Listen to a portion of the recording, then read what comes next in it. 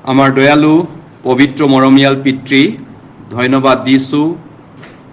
আমি পাপত মৰি যেতিয়া কেকাই আছিলোঁ, আমাৰ কোনো আশা নাছিল, এই পৃথিৱীত বচাওঁতা কোনো নাছিল। আমাৰ পাপৰ বেজ ধাৰ পৰিশোধ কৰিবলৈ তুমি আমাক মৰম কৰি স্বইচ্ছাকৃতভাৱে আমাৰ কাৰণে আপোন প্ৰাণ তুমি দিলা। আৰু আমি পাবলগীয়া বিচাৰ, দণ্ড, পানিছমেণ্ট পাপৰ কাৰণে তুমি ল'লা। আৰু তুমি এতিয়া আমাক কৈছা, আমাক আৰু কেতিয়াও বিচাৰ নকৰে, আমি কেতিয়াও সুদবিচাৰলৈ আহিব নালাগে। তুমি আমাক অনন্ত জীৱন, পবিত্ৰ আত্মা আমাক দান দিছা। আৰু সেই পবিত্ৰ আত্মা যিমান লোক আছে, এই সকলেই ঈশ্বৰৰ সন্তান হয়। এই সময়ত পবিত্ৰ আত্মা কেতিয়াও নৰকত নাযায়, আমি জানো। পবিত্ৰ আত্মা আমাৰ লগত থকাৰ কাৰণে ধন্যবাদ জনাইছোঁ। ঈশ্বৰ, আমাক এই সময়ত কথা কোৱা, জীৱনময় বাক্য আমাক দিয়া, তুমি আমাক আশীৰ্বাদ কৰা। তোমাৰ লোক হিচাপত এই মহানগৰত কেনেকৈ চলিব লাগে, এই মহানগৰবাসীৰ আগত কেনেকৈ সুবাতৰি প্ৰচাৰ কৰিম, আমাক বুদ্ধি, জ্ঞান, সুস্বাস্থ্য আৰু আমাক বুদ্ধিমত্তা দান কৰা, যাতে আমি সকলো বাধাক নেওচি সকলো সময়ত তোমাক ভৰসা কৰোঁ, নিৰ্ভৰ কৰোঁ আৰু তোমাক আস্থা ৰাখোঁ আৰু তোমাৰ ওপৰত বিশ্বাস ৰাখি আগবাঢ়িব পাৰোঁ, যাতে আমি এই কঠিন পৰিস্থিতিটো এই নগৰবাসীকো আমি এই বাৰ্তা গছপেল সুবাতৰি দিব পাৰোঁ। আমাক ব্যৱহাৰ কৰা এই কামত। আৰু য'ত য'ত তোমাৰ লোকসকল আজি গোট খাইছে, তোমাৰ পবিত্ৰ সাধু সন্তসকল, বিশেষকৈ যিসকল সুবাতৰি প্ৰচাৰৰ কাৰণে চিন্তা কৰিছে, কষ্ট কৰিছে, ত্যাগ কৰিছে, তেনে সন্তানসকলক, তোমাৰ সেই পবিত্ৰ তোমাৰ সাধুসকলক তুমি বিশেষ অনুগ্ৰহ কৰা, আশীৰ্বাদ কৰা, যাতে আমি তুমি উভতি নহালৈকে আমি বিশ্বাসী হৈ থাকিম। আৰু তোমাৰ যি সৎ কাম, এই সুবাতৰি প্ৰচাৰৰ কাৰণে আমি যেন ছেক্ৰিফাইচ কৰিব পাৰোঁ, আত্মনিয়োগ কৰিব পাৰোঁ, আত্মবলিদান কৰিব পাৰোঁ। তুমি আমাক ব্যৱহাৰ কৰা এই মহান পবিত্ৰ কামত অধিককৈ অনুগ্ৰহ কৰা। এই প্ৰাৰ্থনা প্ৰভু যীশুখ্ৰীষ্টৰ নামত কৰিছোঁ, আমেন। আহক আমি শাস্ত্ৰলৈ গৈছোঁ। আজি আমি ঈশ্বৰৰ বাক্য শিকিব গৈ আছোঁ। ইফিছিয়া 2 অধ্যায়, প্ৰথমতে ইফিছিয়া 2 অধ্যায়লৈ গৈছোঁ। ইফিছিয়া 2 অধ্যায়, ইফিছিয়া 2 অধ্যায়লৈ আপোনালোকে শাস্ত্ৰ মেলিব। আমি যথেষ্ট পলমকৈ গোট খোৱা যেন লাগিছে। আজি 10:36 হৈছে, আমি 9:30 টাইম দিছোঁ। আপোনালোকে মনত ৰাখিব পাৰিলে চেষ্টা কৰিব। একজেক্ট 9:30 পৰা আমি আছোঁ কেইজনমানে, শংকৰ ভাই আৰু মই আছিলোঁ ফাৰ্ষ্টৰ পৰা। অৱশ্যে গৰম 11টাৰ পিছত যথেষ্ট হয় এই মহানগৰত। আৰু এই চাদৰ বিল্ডিঙৰ যিটো উত্তাপ, ইয়াৰ পৰা আমি বাচিবলৈ হ'লে 11টাৰ ভিতৰতে আমাৰ কাৰ্যসূচী সামৰিব পৰাটো ভাল। 11টাৰ পিছত বিৰাট গৰম হয়। গতিকে আপোনালোকে যদি পাৰে প্ৰাৰ্থনা কৰিব চেষ্টা কৰিব, নোৱাৰিলে ক'ব, আমি দেৰি পিছুৱাব লাগিব। ইফিছিয়া 2:8 একেলগে পঢ়িম। আহক আমি শাস্ত্ৰ মেলিছোঁ। ইফিছিয়া 2:8 যদি পাইছে আমি একেলগে পঢ়িম। কিয়নো অনুগ্ৰহেৰে বিশ্বাসৰ দ্বাৰাই তোমালোকে পৰিত্ৰাণ পালা, আৰু সেয়েহে তোমালোকৰ পৰা নহয়, ঈশ্বৰৰহে দান। মাত্ৰ 8 পদ। এতিয়া আমি আজি বিষয়টো আকৌ এবাৰ আমি অনুধাৱন কৰি চাওঁ হওক, যে ঈশ্বৰে আমাক মেজৰ তেওঁ মানুহক দিব বিচৰাটো কি হয়। মই যেতিয়া বাইবেল সুবাতৰি প্ৰচাৰ কৰিবলৈ যাওঁ, তেতিয়া মই এই কথা প্ৰায় জেগাত কওঁ, আপোনালোকে কি বিচাৰি আহিছে। চিনেমাত সদায় মেইন এক্টৰ এক্ট্ৰেছ থাকে আৰু ছাইড পাৰ্ট কিছুমান থাকে। আপোনালোকে বহুতেই কিয় খ্ৰীষ্টিয়ানলৈ আহিছে, কিয় বিশ্বাস কৰিছে যীশু। কিছুমানে কয় আমি পৰম্পৰাগতভাৱে যিটো সুচি দগাং বা তেনেকুৱা আমাৰ যিটো জাতীয় সংস্কৃতিৰ কাৰণে পূজা পাতল সকাম, তাৰ বাবে যথেষ্ট খৰচা হয়। সেই খৰচাৰ পৰা, সেই ব্যয়ৰ পৰা বাচিবৰ কাৰণে আমি কিছুমানে কয় আমি খ্ৰীষ্টিয়ান হৈছোঁ, কিছুমানে কয় গেষ্ট্ৰিকৰ কাৰণে, কিছুমানে কয় পেট বিষ, কিবা কাৰ মুঠতে শৰীৰৰ বিষ বীজাণু, বেমাৰ আজাৰ, দুখ চিন্তা, কিবা কিবিৰ কাৰণে। সেইটো ছাইড পাৰ্ট। আচল বিষয়টো কি? যদি আমাৰ দেশৰ প্ৰধানমন্ত্ৰীয়ে যদি এজন নাগৰিকক যদি যদি কিবা এটা দিয়ে 1.5 লাখ টকাৰ চৰকাৰী ঘৰ এটা দিব পাৰে, 1.5 লাখ টকীয়া এটা ঘৰ, 2 লাখ 2.5 লাখ টকা মেক্সিমাম। যদি অসমৰ মুখ্যমন্ত্ৰী আপোনাক কিবা এটা যদি দিয়ে, কি দিব? অৰুণোদয় বা মাহেকৰ 1,000 1200 কিবা এটা দিব পৰা পাৱাৰ আছে, বা চৰকাৰী চাকৰি যদি আপুনি কিবা এটা যদি সঁচাই দৰকাৰ হয়, আপোনাক গ্ৰেছমূলক অনুকম্পামূলক কিবা এটা দিব পাৰে। বিশ্বব্ৰহ্মাণ্ডৰ সৃষ্টিকৰ্তা ঈশ্বৰে নদ নদী পৰ্বত পাহাৰ বৈয়াম যোনে সৃষ্টি কৰিলে, যোনে সকলো সৃষ্টি কৰিলে, তেওঁ মানুহক কি দিব পাৰে বা তেওঁ মানুহক কি দিব বিচাৰে? টেম্পৰাৰী, 2 দিনীয়া, এই পৃথিৱীত কন্তেকীয়া জাষ্ট কেইবছৰমান থকা বস্তু দিব, যে আপোনাৰ পিএম আৱাস, প্ৰধানমন্ত্ৰী আৱাস যোজনাৰ এটা ঘৰ এটা, খুব বেছি আয়ু কিমান 50 বছৰ ঘৰ থাকিব, তাৰপিছত ভাঙা চিঙা হয়, পুৰণা হয়, ভাঙি যাব ঘৰটো। এতিয়া মানুহ ঈশ্বৰে কি দিব বিচাৰিছে? মেজৰ কি দিব বিচাৰিছে? সেইটো হৈছে অনন্ত পৰিত্ৰাণ আৰু অনন্ত গৌৰৱ। পৰিত্ৰাণ অনন্ত, ইব্ৰী 9:5-9 কৈছে, তেওঁৰ পৰিত্ৰাণৰ অধিকৰ্তাসকলক তেওঁ ধূপবোগৰ দ্বাৰাই অনন্ত পৰিত্ৰাণকৰ্তা হ'ল, ইটাৰনেল চেলভেশ্যন, অনন্ত পৰিত্ৰাণকৰ্তা।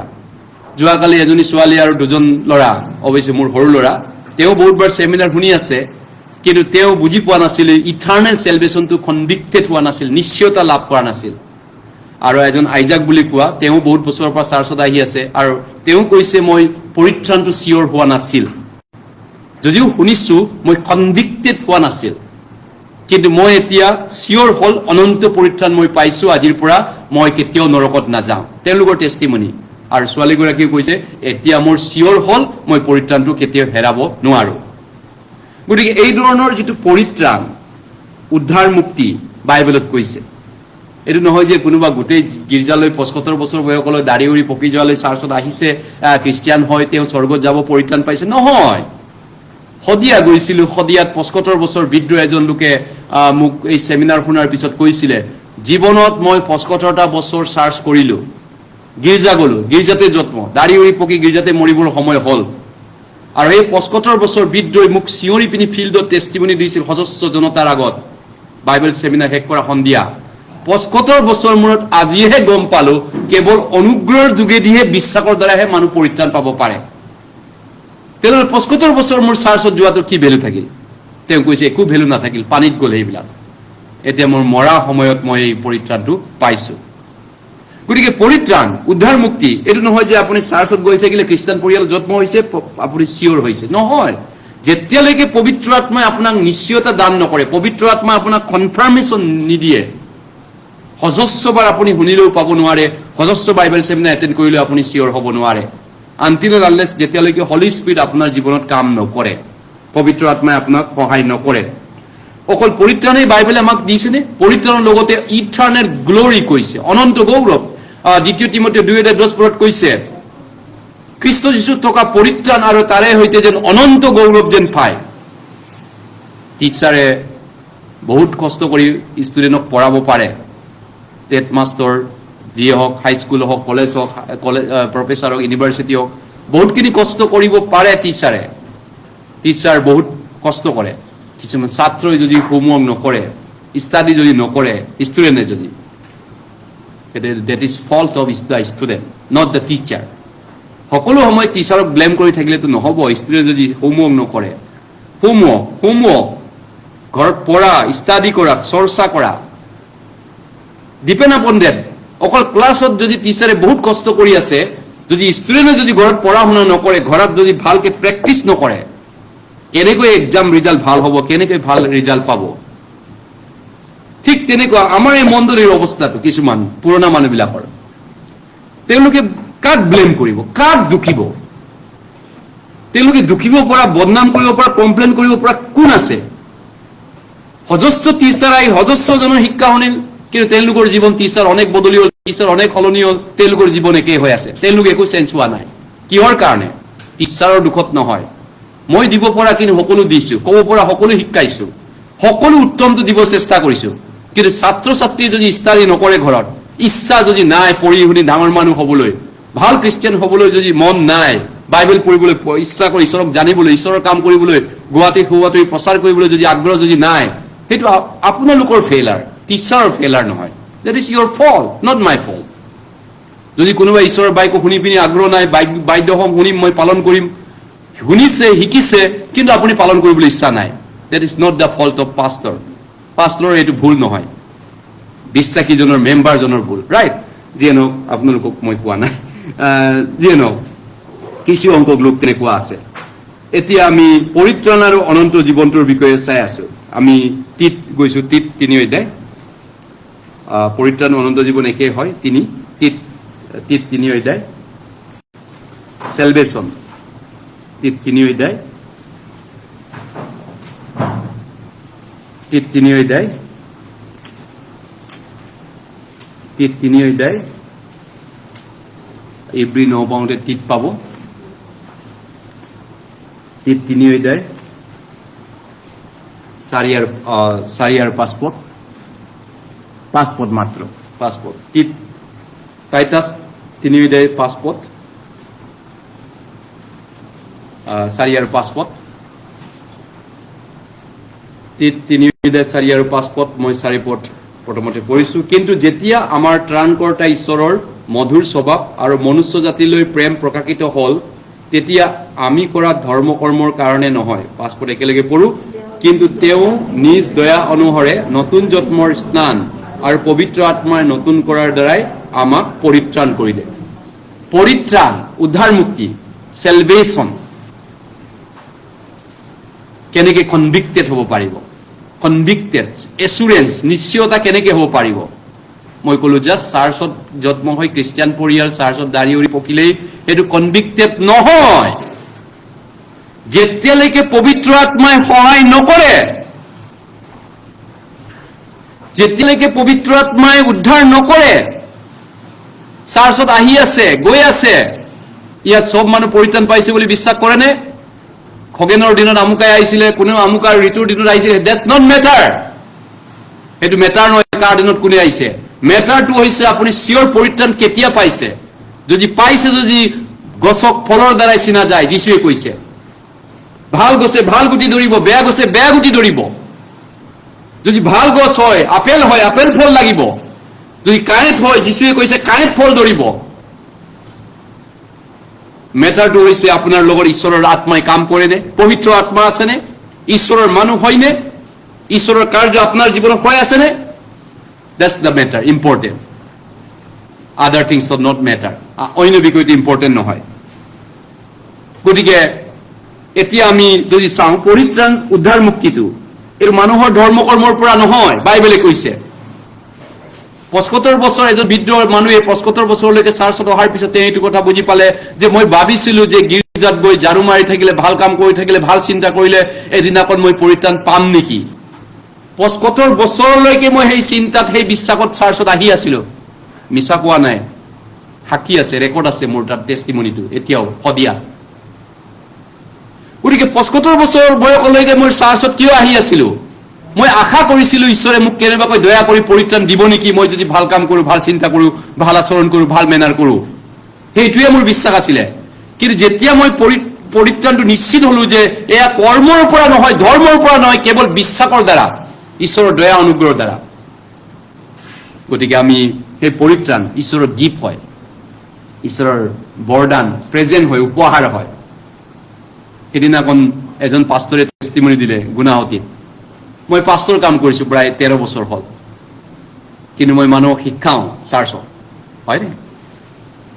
আৰু এজন 75 বছৰ বয়সীয়া আৰু এজন মানুহে টেষ্টিমনি দিছে। সেই দেউতাজন অৱশ্যে কৈছে, বৰষামুখ, তেওঁ কৈছে মই চেমিনাৰ আপোনাক সোনকালে লৈ আছো। তেওঁ ৰিটায়াৰ্ড টিচাৰ, তেওঁ অৱশ্যে গভৰ্ণমেণ্টটোৰ মানে ৰিকগনাইজেশ্যন নাপালে, স্বীকৃতি নাপালে, ৰিটায়াৰ হৈ গ'ল মানুহজন। ভদ্ৰ মানুহ, আৰু তাৰ ল'ৰাক মই চিনি পাওঁ আজি 5 বছৰ মানৰ পৰাই, বৰষামুখৰ তেওঁ হয়। আৰু তেওঁ কৈছে এই চেমিনাৰটো বহুত দৰকাৰ, আপুনি মোৰ অঞ্চলত আহিব লাগিব, মোৰ তাত প্ৰচাৰ কৰিব লাগিব। তেতিয়া তেওঁ কৈছে টেষ্টিমনিটোত যে ঈশ্বৰে মোক কেনেকৈ উদ্ধাৰ কৰিলে। তেওঁ 3 দিন মনে মনে শুনি আছিলে।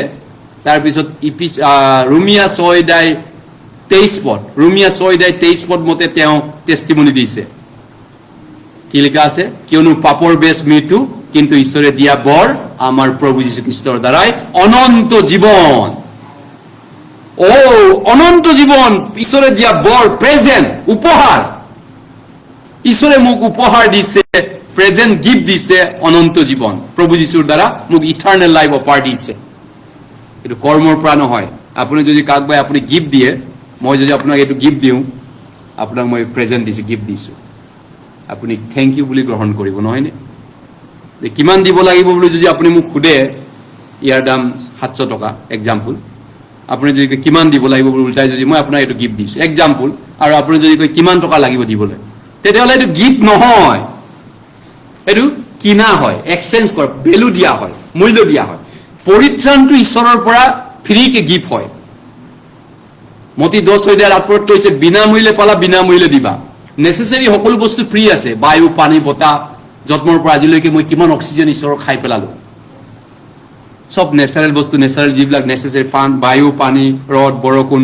ফ্ৰী দিছে কিয় এটো যদি আপোনাক ঈশ্বৰে যদি জন্মৰ পৰা ক'লে তেন তুমি কিনি খাব লাগিব এক মাহ অক্সিজেন হস্পিটেলাইজ হলে এক মাহ কিনিব লগা হলে আপোনাৰ কিমান টকাৰ লাখ বিল হ'ব হস্পিটেলত আইসিইউত যদি অক্সিজেন মাস্ক লৈ আপোনাক জীয়াই ৰাখিব লগা হয় 3 দিনতে লাখ লাখ টকাৰ বিল আহে হস্পিটেলত নহয়নে যদি এক মাহ যদি আপুনি অক্সিজেন কিনি খাব লগা হয় ঈশ্বৰে যদি কয় তোমাক নিদিওঁ অক্সিজেন মোৰ বনোৱা অক্সিজেন তুমি কিনি খা জন্মৰ পৰা মৃত্যুলৈকে কোনো মানুহ এজনো জীয়াই থাকিব নোৱাৰিলেহেঁতেন কাৰণ ইয়াৰ ভেলু কোনেও দিব নোৱাৰিলেহেঁতেন অক্সিজেন ইমান দাম ঠিক তেনেকৈ ঈশ্বৰে আমাক পৰিত্ৰাণ যদি ফ্ৰী নকৰা হলে এই পৰিত্ৰাণৰ বিনিময়ত আমি ঈশ্বৰক দি পিনি উদ্ধাৰ পাব পৰা আমাৰ কোনো ৰাস্তা নাথাকিলেহেঁতেন গতিকে ইয়াক ঈশ্বৰে ফ্ৰী কৰি দিছে ফ্ৰী গিফ্ট প্ৰেজেন্ট উপহাৰ আজৰাৰ এজন বিদ্যমানক মই কাউন্সেলিং কৰিছিলো প্ৰায় 80 বছৰ প্ৰভু ঈশ্বৰ এতিয়া বুজি পালো কিবা তেওঁ ৰামেশ্বৰ দাস নে কিবা এটা আছিলে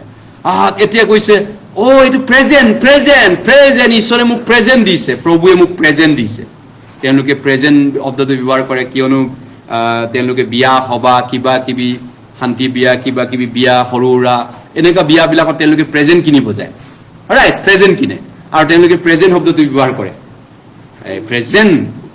প্ৰেজেন্ট উপহাৰ গিফ্ট দান বৰ সেম মিনিং গতিকে ঈশ্বৰে আমাক সেই গিফ্ট বৰদান দিছে গতিকে সেই বৰদান পোৱাসকল সেই পৰিত্ৰাণ পোৱাসকলক ঈশ্বৰে এতিয়া বাইবেলত কি বুলি কৈছে সেলভেশন এটো ঈশ্বৰৰ পৰা গিফ্ট বুলি কৈছে কেনেকৈ পাইছো অনুগ্ৰহৰ দ্বাৰা পাইছো গ্ৰেছৰ দ্বাৰা পাইছো গতিকে পৰিত্ৰাণটো আমাৰ ধৰ্ম কৰ্মৰ আচৰণৰ কাৰণে হোৱা নাই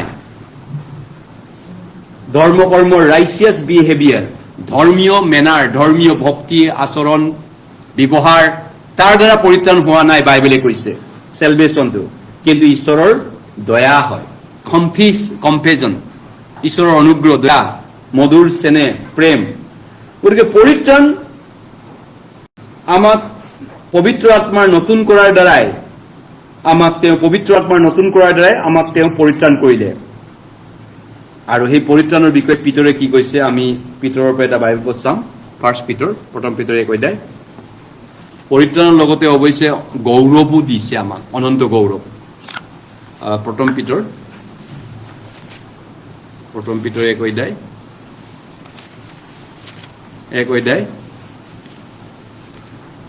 8-9 পদ প্ৰথম পিতৰ 1 অধ্যায় 8-9 পদ প্ৰথম পিতৰ 1 অধ্যায় 8-9 পদ প্ৰথম পিতৰ 1 অধ্যায় 8-9 পদ 8 পদ তেওঁক তোমালোকে দেখা নাই তথাপি প্ৰেম কৰিছা আৰু এতিয়াও নেদেখিও তেওঁত বিশ্বাস কৰি অবৰ্ণনীয় বা অবৰ্ণনীয় হ'ব লাগে ইনএক্সপ্ৰেছেবল ইংৰাজী লিখা আছে প্ৰভাৱযুক্ত গ্লোৰিয়াছ আৰু আনন্দৰে উল্লাস কৰিছা 9 পদ একেলগে পঢ়ো আৰু তোমালোকৰ বিশ্বাসৰ শেষ অৰ্থাৎ জীৱাত্মাৰ পৰিত্ৰাণ পোৱা হৈছে তোমালোকৰ বিশ্বাসৰ শেষ 75 বছৰ বয়সত তেওঁৰ বিশ্বাসটো সমাপ্ত হ'ল হদিয়াৰ সেই মানুহজন 75 বছৰ চাৰ্চত আহাৰ পিছত পৰিত্ৰাণৰ নিশ্চয়তা হ'ল তেওঁৰ বিশ্বাস কমপ্লিট হ'ল 75 বছৰ চাৰ্চত আহাৰ পিছত এদিনা গুণাহতিত তেওঁ ৰিটায়াৰ এজন টিচাৰে কৈছে 75 76 77 বছৰ বয়সত মই এতিয়াহে মোৰ ঈশ্বৰৰ পৰা দিয়া বৰটো বুজি পালো মই এইবাৰ চিয়ৰ এণ্ড চাৰ্টেন গতিকে বিশ্বাসৰ শেষ receiving the end of your faith the salvation of your soul আত্মাৰ পৰিত্ৰাণ প্ৰাণৰ পৰিত্ৰাণ বিশ্বাস কৰোঁ নকৰোঁ 75 বছৰলৈকে তেওঁ যুঁজি আছিল নহয় 78 ইয়াৰ্ছলৈ যুঁজি আছিল কিন্তু এতিয়া সমাপ্ত যুদ্ধটো শেষ বিশ্বাস হৈ গ'ল দ্যাটছ দ্য মেটাৰ সেইটোৱে ইম্পৰ্টেণ্ট কথা নহয়নে তেওঁ কিমান বছৰৰ পৰা চাৰ্চত আহি আছে দ্যাটছ নট মেটাৰ সেইটো ঈশ্বৰৰ কাৰণে কোনো ভেলু নাই ঈশ্বৰৰ কাৰণে কোনো অৰ্থ নাই কথা এইটো গতিকে বিশ্বাসৰ শেষ যীশুৱে 40 অধ্যায় 1-2 কৈছে জেৰুজালেমক সান্তনাৰ বাক্য কোৱা জেৰুজালেমক এই কথা জনোৱা তেওঁৰ যুদ্ধ যে শেষ হ'ল যুদ্ধ শেষ হ'ল তেওঁৰ অপৰাধৰ সলনি জিহুৱাই তেওঁৰ হাতৰ পৰা দুগুণ মংগল পালে এই কথা তেওঁৰ আগত প্ৰকাশ কৰা জেৰুজালেম আমাৰ দৰে মানুহবিলাকক পাপীবিলাকক কৈছে জেৰুজালেম গতিকে যুদ্ধ শেষ হ'ল অপৰাধ ক্ষমা হ'ল বিশ্বাস সম্পূৰ্ণ হ'ল ৰাইট যিশুৱে 37 অধ্যায় 18 কৈছে 37 অধ্যায় 18 কি কৈছে চোৱা মই অতি বেজাৰ পাইছিলোঁ আৰু সেয়ে মোৰ শান্তিৰ নিমিত্তে হৈছিল মোৰ শান্তিৰ নিমিত্তে মই বেজাৰ পাইছিলোঁ মই দুখ পাইছিলোঁ কিহৰ কাৰণে সেয়া মোৰ শান্তিৰ নিমিত্তে হৈছিল আৰু তুমি মোৰ প্ৰাণক প্ৰীতি কৰি মোৰ সকলো পাপ অপৰাধ তোমাৰ পিছফাললৈ পেলাই দিলা ইয়েছ আমাৰ ঈশ্বৰে পৰিত্ৰাণ আমাক উদ্ধাৰ মুক্তি গতিকে আমি পৰিত্ৰাণ উদ্ধাৰ মুক্তি আমাৰ আত্মাৰ পৰিত্ৰাণ ঈশ্বৰৰ যীশুত বিশ্বাসৰ যোগেদি পাইছো yes by faith only in Jesus Christ by faith only in Jesus Christ আমি কৰা ধৰ্ম কৰ্মৰ কাৰণে নহয় just because of faith on Jesus সেইটোৱেতো ৰহস্য 80 বছৰলৈকে কোনোবা চাৰ্চত আহিও নাপায় আৰু আমি যদি প্ৰচাৰ নকৰোঁ তেনেকৈ মানুহ মৰি শেষ হ'ব আমি যদি এই সত্য থকাৰ পিছত সত্যক যদি প্ৰচাৰ কৰিব নাযাওঁ ৰাইট গতিকে তেওঁলোকে টেষ্টিমনি কয় তাৰপিছত লাষ্টত তোমালোকে সত্যক জানিবা সেই সত্যই তোমালোকক মুক্ত কৰিব যেতিয়া টেষ্টিমনি লাষ্টত 3 দিনৰ পিছত পৰিশ্ৰমৰ পিছত যেতিয়া টেষ্টিমনি দি 2:32 যীশুৱে কৈছে আমি গীৰ্জাত কৰা ধৰ্ম কৰ্ম বাপ্তিস্ম ধৰ্ম কৰ্ম উঠা বহা কৰা হেতুৰ দ্বাৰা আমি স্বৰ্গ নাযাওঁ সত্যক জানিবা সত্যই তোমালোকক মুক্ত কৰিব আৰু সেই সত্য যদি আমাৰ আছে যদি আপোনাৰ আছে ইন কেছ আপোনাৰ আছে আপোনাৰ এই শেষ আপুনি নিশ্চয় কৰিব নিবিচাৰে নহয় জানো আপোনাৰ প্ৰিয় আপোনজনক বন্ধু বা আপুনি যাক সবচে বেছি ভাল পায় তাৰ লগত আপুনি শ্বেয়াৰ কৰিব বিচাৰে সেইটোৱে কৈ গস্পেল কওৱাটোৱে প্ৰচাৰ কৰা গতিকে পৰিত্ৰাণ অকল পৰিত্ৰাণে ঈশ্বৰে দিছেনে আমাক পৰিত্ৰাণৰ লগতে গ্লোৰিয়াছ আমাক যিটো গিফ্ট সন্মান আমি পাইছো বাইবেলৰ পৰা আমি আৰু এটা পদ চাম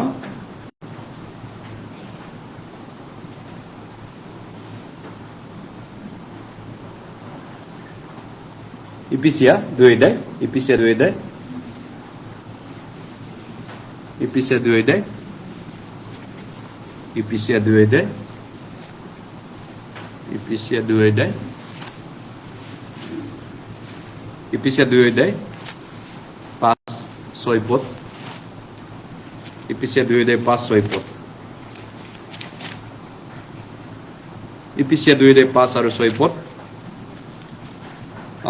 5 আৰু 6 পদ আমি 5 পদ প্ৰথমতে তাৰ কাৰণে আমি অপৰাধত মৰি থকা কালতেই খ্ৰীষ্টে সৈতে আমাক জীয়ালে অনুগ্ৰহেৰে তোমালোকে পৰিত্ৰাণ পাবা নহয় পালা এই 75 বছৰলৈকে চাৰ্চত যোৱা মানুহজন যোৱাকালি পৰহি যোৱা সপ্তাহত এই সপ্তাহত গুণাহতী যিজন 75 আছে 8 years অলমষ্ট ৰিটায়াৰ্ড টিচাৰ তেওঁ চাৰ্চত যোৱাৰ পিছত এতিয়া বুজি পাইছে পৰিত্ৰাণ পালা তেওঁ ভাবিছিলে আগলৈকে পাম বুলি ভাবি আছিলে পাম বুলি তেওঁ চাৰ্চত গৈ আছিলে এতিয়াহে বুজি পালে পালো মই পাম নহয় পালো গতিকে জীয়াই থকা কালত যিসকলে বিশ্বাস কৰি অনন্ত জীৱন পালে তেওঁলোক স্বৰ্গত যাব নহয়নে এইটো নহয় যে পাম নেকি সেইটো বিশ্বাস নহয় এইটো বিশ্বাস পবিত্ৰ আত্মাই স্বীকাৰ কৰা বিশ্বাস নহয় আৰু সেই বিশ্বাস ভূতৰো তেনেকুৱা বিশ্বাস আছে ভূতবিলাকেও ভয় সিংহৰে যীশু ঈশ্বৰ হয় বোলে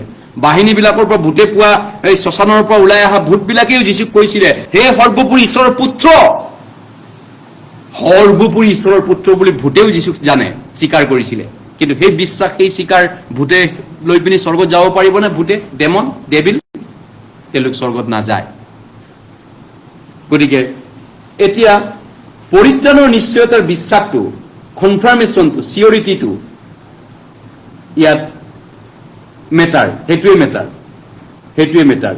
কলচীয়া 1:6 কৈছে, যিদিনা তোমালোকে সত্যৰূপী ঈশ্বৰৰ অনুগ্ৰহৰ কথা শুনিলা আৰু জানিলা, যিদিনাখন তোমালোকে সত্যৰূপী ঈশ্বৰৰ অনুগ্ৰহৰ কথা শুনিলা আৰু জানিলা, since the day you heard the grace of God and the heard and know the grace of God, you heard, শুনিলা, কাণ দুখন আছে, কিয় শুনো, জানিলা। শুনাটো শুনিবা, নুবুজিবা, যীশুৱে কৈছে। যিহুদীয়ে শুনোতে বহুত বাক্য যীশুৰ পৰা শুনিছিল, নহয়নে? যিহুদীবিলাকে আটাইতকৈ যীশুৰ মুখৰ পৰা বাক্য শুনি পোৱা জাতিটো যিহুদী হয়। কিন্তু যীশুৱে কৈছে, শুনোতে শুনিবা, নুবুজিবা, দেখোতে দেখিবা, নাজানিবা। এইটো নহয় যে শুনিলেই যে বিশ্বাস কৰিব, শুনিলেই যে বিশ্বাস আছে, গ্ৰান্তি নাই। ইয়াত আমি বহি থকা বিলাকৰ কেইজন বিশ্বাস আছে? ৰিয়েলি শুনিতে শুনিবা, যীশুৱে কৈছে, কিন্তু নাজানিবা। কিন্তু জানা বুজা দিন এটা আছে, নহয়নে? যিদিনাখন তোমালোকে শুনিলা, ঈশ্বৰৰ অনুগ্ৰহ, মৰমৰ, প্ৰেমৰ কথা জানিলা, শুনা আৰু জানিলা কৈছে। এতিয়া শুনাটো 100 জন শুনে ছেমিনাৰত, কিন্তু তাৰে কিমানজনে টেষ্টিমনি দিয়ে? প্ৰত্যেক ছেমিনাৰত 100 জনৰ ভিতৰত, 80 জনৰ ভিতৰত 15-16 জনে টেষ্টিমনি দিবলৈ চিয়ৰলি উঠি আহে, মই ক'ব বিচাৰিছোঁ, মই ক'ম ঈশ্বৰৰ কিবা এটা আশীৰ্বাদ পাইছোঁ। 16-17 জনৰ ভিতৰত আমি চিয়ৰ কৰিব নোৱাৰোঁ, তাৰে ভিতৰত 8 জন বা 6 জন 7 জন প্ৰত্যেক ছেমিনাৰত সেইটো চিয়ৰ হয়, বা 3 জন কেতিয়াবা। আৰু 3 জনৰ লগত আমাৰ কানেকশ্যন আছে এতিয়াও। সেই 3 জনে আমাক কেতিয়াবাই সহায়ো কৰেগে, তেওঁলোকৰ যোগেদি আমি প্ৰচাৰো কৰোঁ, আৰু নতুন জেগাত তেওঁলোকে লৈও যায়। আপুনি তাত যাব পাৰিব নেকি? মোৰ আপোন মানুহ আছে, মোৰ চিনাকি এজন আছে। সেই সূত্ৰে ঈশ্বৰৰ ৰাইজক বাঢ়ি গৈ থাকে, কাৰণ গছক ফলৰ দ্বাৰা চিনিবা, যীশুৱে কৈছে। ভাল গছে ভাল গুটি ধৰিব, বেয়া গছে বেয়া গুটি ধৰিব, স্বাভাৱিক কথা, সেইটো নেচাৰেল থিং, নেচাৰেল। গতিকে এইটো নহয় যে আমি চাৰ্চত আহোঁ যে আমি কিবা যে চবেই ভাল গছ নাই, আনটিল আনলেছ ফল যেতিয়ালৈকে দেখা নাপায় গছটো, নহয় জানো?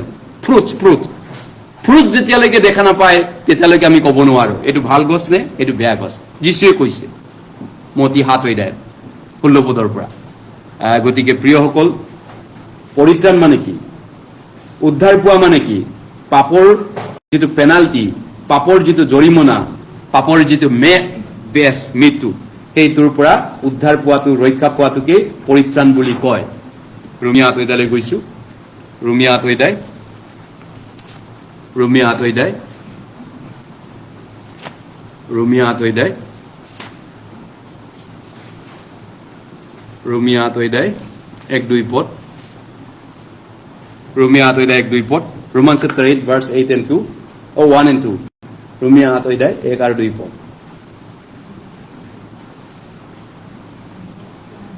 আহক আমি 1 আৰু 2 পদ চাইছো। ৰোমিয়া 8, এই কাৰণে যীশু খ্ৰীষ্টত থকাবিলাকলৈ এতিয়া কোনো দণ্ডাজ্ঞা নাই, দণ্ড নাই, পানিচমেণ্ট নাই। কিয়নো 2 পদ একেলগে পঢ়ো, কিয়নো খ্ৰীষ্ট যীশু জীৱনৰ আত্মাৰ বিধানে মোক পাপ আৰু মৃত্যুৰ বিধানৰ পৰা মুক্ত কৰিলে। খ্ৰীষ্ট যীশু জীৱনৰ আত্মাৰ বিধানে মোক পাপ আৰু মৃত্যুৰ বিধানৰ পৰা, পাপ আৰু মৃত্যুৰ বিধান মানে পাপৰ যিটো দণ্ড, পাপৰ যিটো পানিচমেণ্ট, নৰক পানিচমেণ্ট, শাস্তি পাপৰ কাৰণে যিটো আছিলে, সেইটোৰ পৰা মোক মুক্ত কৰিলে, খ্ৰীষ্ট যীশুৱে মুক্ত কৰিলে। গতিকে পৰিত্ৰাণ মানে কি? চেলভেশ্যন মানে কি? উদ্ধাৰ পোৱা মানুহজনে ক'ৰ পৰা মুক্ত হ'ল? পেনাল্টি অফ চিন এণ্ড ডেথ, পাপৰ যিটো পেনাল্টি, জৰিমনা।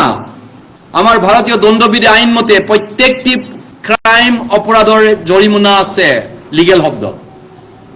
যদি আপুনি চিট বেল্ট পিন্ধা নাই 1000 টকা, যদি হেলমেট পিন্ধা নাই 1000 টকা, যদি সেইটো কৰা নাই, সেই কৰা, প্ৰত্যেকটি অপৰাধৰ জৰিমনা আছে, প্ৰত্যেকটি পাপৰ জৰিমনা আছে।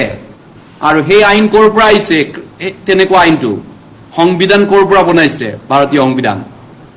মই কলেজত যেতিয়া আছিলোঁ, পলিটিকেল চায়েন্স মোৰ ফেভৰাইট ছাবজেক্ট আছিলে, আৰু মই হাই ছেকেণ্ডাৰীত 80 মাৰ্কছ পাইছিলোঁ পলিটিকেল চায়েন্সত।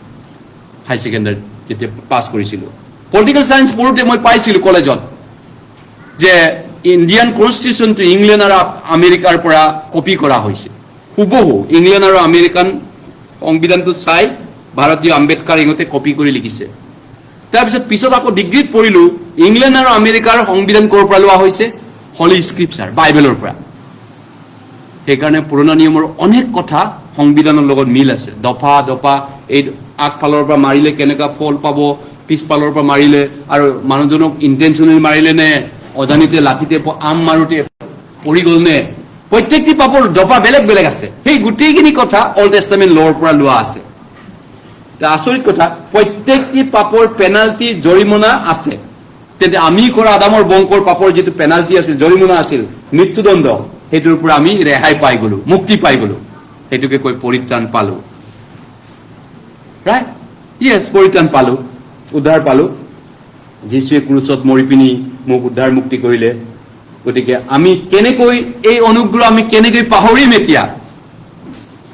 এনেকুৱা এটা অনুগ্ৰহ, এনেকুৱা এটা দয়া মই পাহৰি পিনি কেনেকে লুকুৱাই ক'ৰবাত থাকিমগে?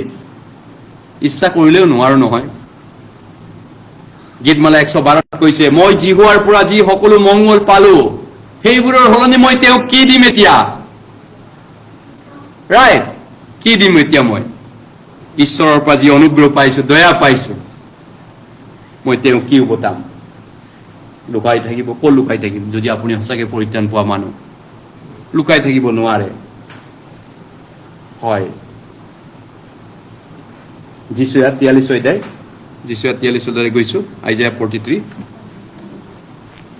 যীশুৱে 43 অধ্যায়, আহক 43 অধ্যায় যীশুৱে, পুৰণা নিয়ম বাইবেল,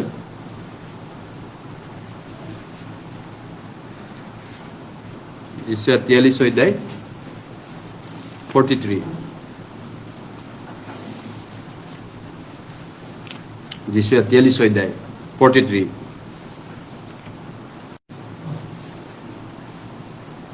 যীশুৱে 43 অধ্যায় 43, যীশুৱে 43 অধ্যায় 43 চেপ্টাৰ, 43 অধ্যায়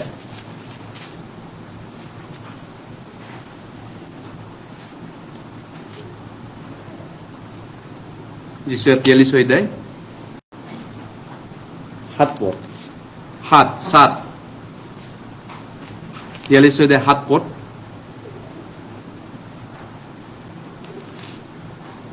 তিয়াল্লিছ অধ্যায় 7 পদ, 43:7,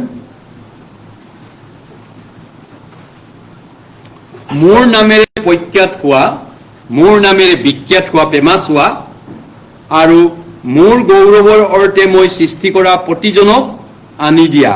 মোৰ গৌৰৱৰ অৰ্থে মই সৃষ্টি কৰা প্ৰতিজনক। কোন সেই ঈশ্বৰৰ গৌৰৱৰ কাৰণে সৃষ্টি কৰা? কোন সেইটো হয়? কাক কৈছে এইটো কথা? গৰু ছাগলীক কৈছে নে কাক কৈছে? মই তাক গঠন কৰিলো, মই তাক নিৰ্মাণ কৰিলো। মোৰ নামেৰে ফেমাছ হোৱা কোন? মানুহক কৈছে। ঈশ্বৰৰ নাম কাৰ লগত লিখা আছে? আপোনাৰ মোৰ লগত, গৰু ছাগলীৰ লগত নহয়। আৰু মোৰ গৌৰৱৰ কাৰণে কাক সৃষ্টি কৰিছে ঈশ্বৰে? চাওক কেনেকে আপুনি বুজিব। পৃথিৱীত যত যি আছে এতিয়া, এই সকলোবিলাক,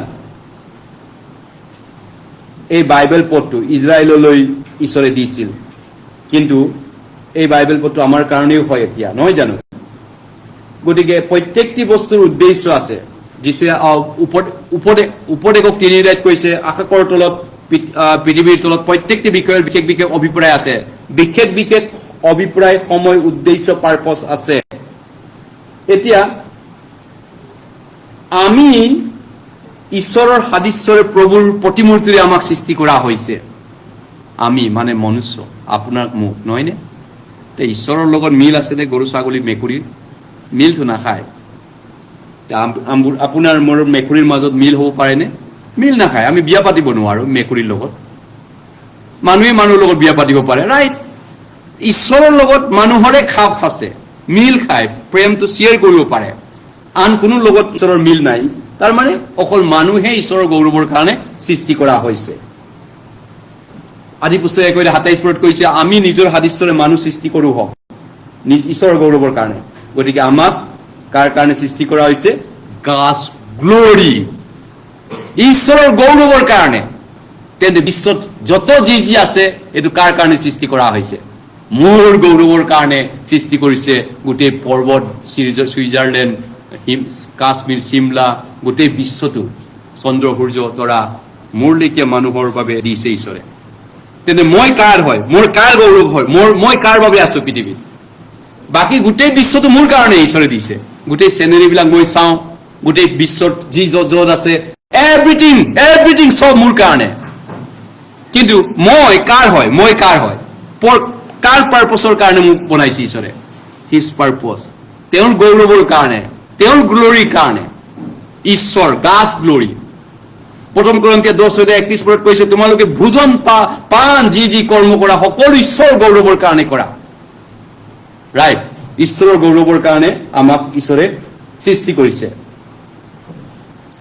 ইয়েস গ্লোৰী এতিয়া গৌৰৱৰ কথাটো আহো এতিয়া সেলভেশনটো ইমানতে শেষ কৰিছো গ্লোৰী লৈ আহিছো ইংৰাজীত কি কয় গ্লোৰী বিখ্যাত জনপ্ৰিয়তা ফেমাস বুলি কয় এইটো নহয় জানো গ্লোৰীটো অলপ বেলেগ শব্দ গ্লোৰী গৌৰৱ অসমীয়াত কি শব্দ আছে গ্লোৰীটো প্ৰতাপ মহিমা গৌৰৱান্বিত প্ৰতাপ গৌৰৱান্বিত মহিমা এনেকা ধৰণৰ বিভিন্ন শব্দ আছে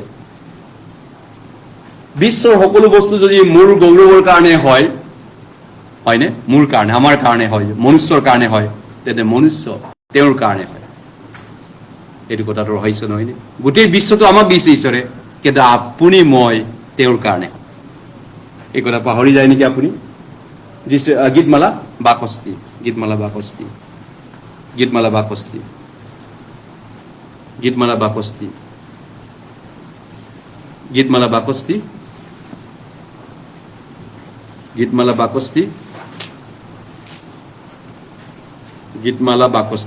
Psalm number 62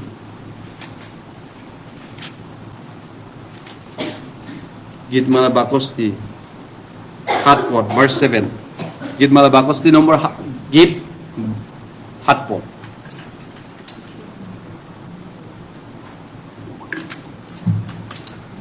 ahok Bakosti number 7 port ekelage porisu Psalm number 62 verse 7 ahok ami ekelage porisu Jacob your Bible is here somewhere if you want you can take English Bible Here is your Bible. Here. You can take. If you don't have Bible. Bible is there? English? Okay. So, আমি একেলগে পঢ়ো হাত পদ ঈশ্বৰত হে মোৰ পৰিত্ৰাণ আৰু মোৰ গৌৰৱ মোৰ দৃঢ় শিলা আৰু আশ্ৰয় ঈশ্বৰত হে আছে ঈশ্বৰত হে মোৰ পৰিত্ৰাণ আৰু মোৰ গৌৰৱ মোৰ পৰিত্ৰাণ ঈশ্বৰতে মোৰ পৰিত্ৰাণ সেকেন্ড মোৰ গৌৰৱ তাৰ মানে অকল পৰিত্ৰাণ নহয় স্বৰ্গ যোৱা ৰাস্তাই নহয় অকল স্বৰ্গয়ে যাম নহয় ঈশ্বৰত মোৰ গৌৰৱ আছে মানুহে যিয়ে নকওক মানুহে যি বুলি নকওক that's not matter right মানুহে মোক যি বিচাৰে বিচাৰ নকৰক পৌলে কৈছে that's not matter ঈশ্বৰত মোৰ গৌৰৱ মানুহ নহয় ঈশ্বৰত মোৰ পৰিত্ৰাণ আৰু ঈশ্বৰতে মোৰ গৌৰৱ মোৰ মুকুট মোৰ ক্ৰাউন ঈশ্বৰ হয় মানুহ নহয় নহয়নে কোনোবা নহয় পৃথিৱীত একো বস্তু নহয় আপোনাৰ তাতে বিশ্বাস আছেনে গতিকে আমি পৰিত্ৰাণটো salvation and glory together দুইটা আছে পৰিত্ৰাণ আৰু গৌৰৱ পৰিত্ৰাণ আৰু মুকুট right পৰিত্ৰাণ আৰু গৌৰৱ yes মুকুট গৌৰৱ কি বুলি কয় আমি বুজিছো গতিকে আমি জনা উচিত এক্সাক্টলি হোৱাট ইজ গ্লোৰি পৰিত্ৰাণ পোৱাৰ পিছত আমাৰ বাবে কি গৌৰৱ আছে উদ্ধাৰ পোৱাৰ পিছত আমাৰ বাবে কি গৌৰৱ আছে উদ্ধাৰ পোৱা লোকসকলৰ বাবে সেই বিষয়টো আমি বিবেচনা কৰা উচিত গৌৰৱ কৰা ভাবা উচিত গতিকে আমাৰ পৰিত্ৰাণটো আচলতে খ্ৰীষ্টৰ লগত আমি বহিবলৈ পালো গৌৰৱেৰ সৈতে আমি তেওঁৰ গৌৰৱত একেলগে বহিম তেওঁৰ মেজেষ্টি মাই লৰ্ড মাই মেজেষ্টি এনে কোৰ্টত কিছুমান শব্দ ব্যৱহাৰ কৰে বা ৰাষ্ট্ৰপতিক তেনেকুৱা সম্বোধন কৰে দেশৰ ৰাষ্ট্ৰপতিক মাই লৰ্ড মাই মেজেষ্টি ইয়ৰ এক্সিলেন্সি গভৰ্ণৰক ৰেসপেক্ট কৰে নহয় দেশৰ গভৰ্ণৰ ৰাজ্যপাল ৰাষ্ট্ৰপতিক তেওঁলোকক ৰাজনীতিৰ ঊৰ্ধত বাহিৰত ৰখা হয় গতিকে এতিয়া আমাৰ মান মৰ্যাদা গৌৰৱ আশীৰ্বাদ অধিকাৰ সকলো ঈশ্বৰৰ যি আছে এই সকলোবিলাক আমি ঈশ্বৰৰ পৰা এনজয় কৰিবলৈ পাইছো আমিও স্বৰ্গীয় ঠাইত পাইছো গতিকে আমি প্ৰভুৰ কাৰণে বিশ্বাসত কিমান দুখ ভোগ কৰিছো আৰু কিমান তাৰ বিনিময়ত আমাৰ সন্মান হ'বগে, কিমান দুখ ভোগ কৰিলো কিমান সন্মান হ'বগে, সেইটো যিমান সেইটো মতে হ'ব নহয় জানো, দগাপালা জোকা দি। গতিকে প্ৰথম ছেকেণ্ড থিছালনিকিয়ালৈ গৈছো, দ্বিতীয় থিছালনিকিয়া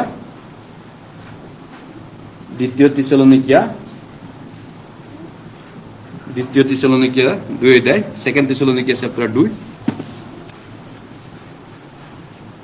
দ্বিতীয় থিছালনিকিয়া 2 অধ্যায়,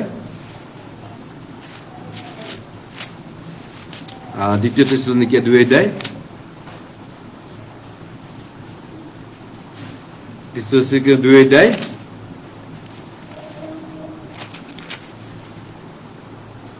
13 আৰু 14 পদ, 13 আৰু 14 পদ। ছেকেণ্ড থিছালনিকিয়া 2 অধ্যায়, ছেকেণ্ড থিছালনিকিয়া 2 অধ্যায় চেপ্টাৰ 2 ভাৰ্ছ 13 and 14।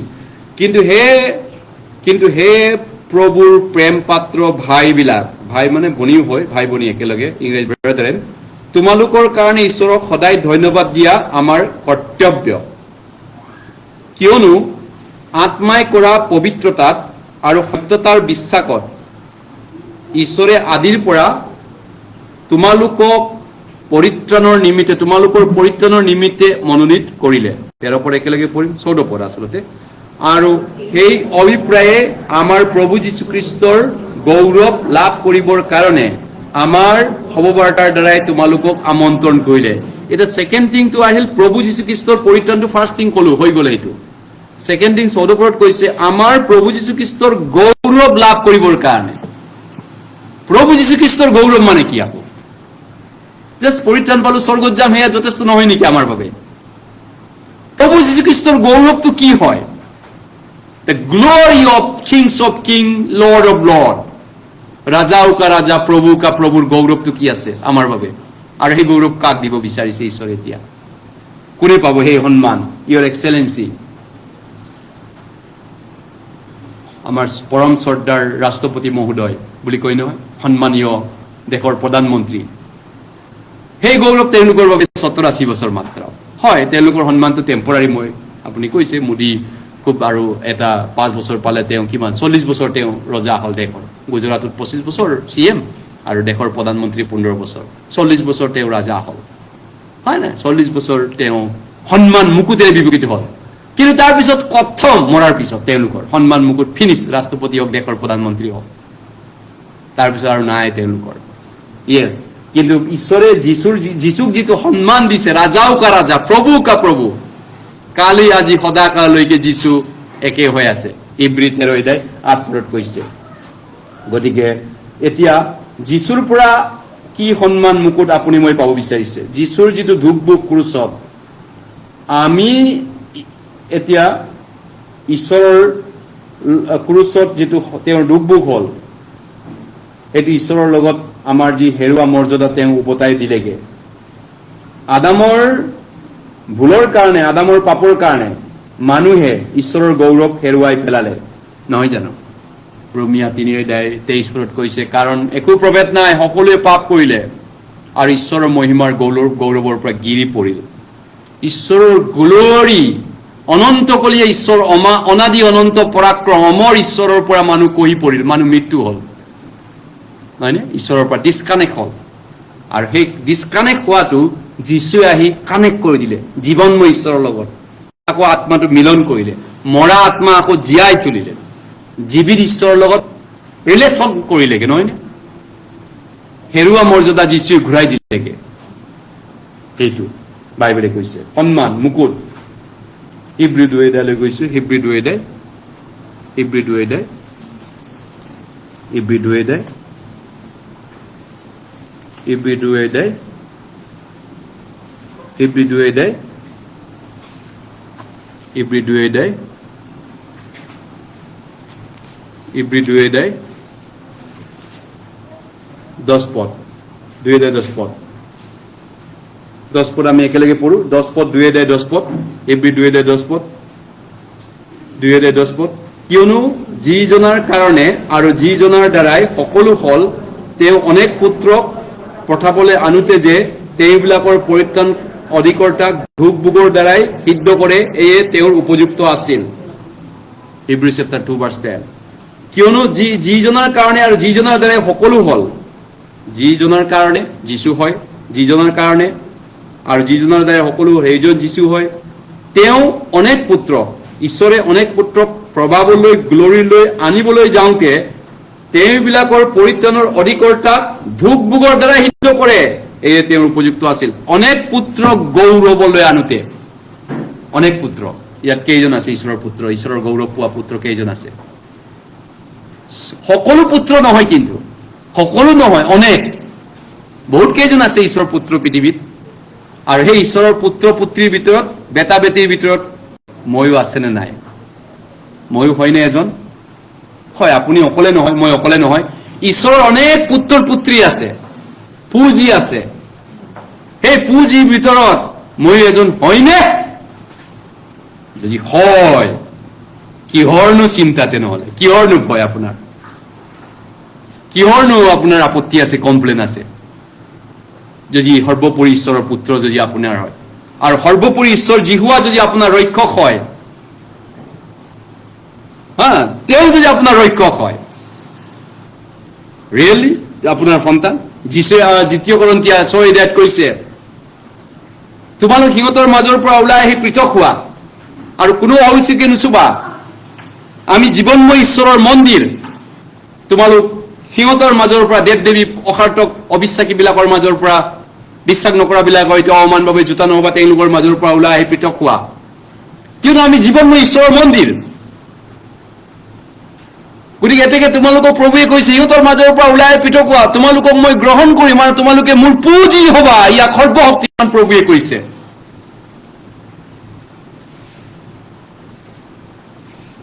যীশুৰ মৃত্যু, ক্ৰুচত মৃত্যু, আমি যি হেৰুৱাল মৰ্যাদা, সেইটো আমি পাবলগীয়া সন্মান যিটো আছিল, সেইটো যীশুৱে উভতাই দিলেগে আমি হেৰুৱাৰ পিছত। ক্ৰুচত তেওঁ নিজেই এই অভিশাপ, পানিচমেণ্ট, শাস্তি আমাৰ সৈতে তেওঁ ক্ৰুচত ললে, আৰু সেইধৰণেই গ্লৰি, সন্মান, গৌৰৱ, মুকুট আমাক উভতাই দিলেগে তেওঁ। আদামত যি হেৰুৱা আছিল, আদামে যিটো শয়তানৰ ওচৰত মূৰ তল কৰিলে, নহয়নে? শয়তানৰ ওচৰত হাৰ মানিলে আৰু শয়তানৰ ওচৰত বিকি দিলে তেওঁৰ সন্মান মুকুট, হেৰুৱাই পেলালে। গ্লৰি, ঈশ্বৰৰ অমৰকলীয়া গ্লৰি যীশুৱে আমাক পুনৰ উভতাই দিলেগে, হয়নে? ইয়েছ। জোহন 17 তেওঁৰ একমাত্ৰ পুত্ৰই আমাৰ পৰিত্ৰাণৰ বিনিময়ত সেইটো উভতাই দিলে। জোহন 17, গস্পেল অফ 17, জোহন 17 23 আৰু 24 পদ। জোহন 17 23 আৰু 24 পদ। জোহন 17 23 আৰু 24 পদ। জোহন 17 23 আৰু 24 পদ।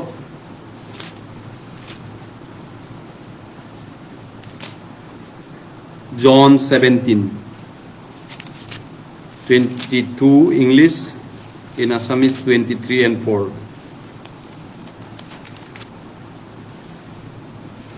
17 23 আৰু 24 অসমীয়া একেলগে আমি মেলিছো, চাইছো, আপোনালোকে বাইবেল উলিয়াব। 23 আৰু 24 পদ। আৰু মই তেওঁবিলাকত আৰু তুমি মোক থকাত তেওঁবিলাকে যেন সম্পূৰ্ণকৈ এক হয়, এই নিমিত্তে তুমি মোক যি মহিমা, এইটো মহিমা, তুমি মোক যি মহিমা বুলি অনুবাদ কৰিছে, গ্লৰি, গ্লৰি, ইংৰাজীত গ্লৰি আছে, মহিমা, প্ৰতাপ, গৌৰৱ, মৰ্যাদা, প্ৰতাপ, সেই মহিমা ময়ো তেওঁবিলাকক দিলো। তেওঁবিলাক কোন? আমাক, ঈশ্বৰৰ সন্তানবিলাকক যীশুৱে দিলে। তাক যীশুৱে যাক উদ্ধাৰ কৰিলে, মুক্তি দিলে, তেওঁলোকক যীশুৰ মহিমাৰে ৰাজা উকা ৰাজাজনে আমাকো মহিমাবান্বিত কৰিলে, দিলে, পবিত্ৰ আত্মা দিলে, নহয়নে? 24 পদ। হে পিতৃ, জগত স্থাপন কৰাৰ আগে তুমি মোক যি প্ৰেম কৰাৰ কাৰণে যি মহিমা মোক দিছিলা, মোক দিলা, গ্লৰি, মোৰ সেই মহিমা তুমি মোক দিয়া মানুহবিলাকেও দেখা পাবলৈ মই থকা ঠাইত মোৰ লগত তেওঁবিলাকেও যেন থাকে, এই মোৰ ইচ্ছা বা বাঞ্ছা। গতিকে যীশু যদি ৰজাৰ ৰজা হয়, প্ৰভুৰ প্ৰভু হয়,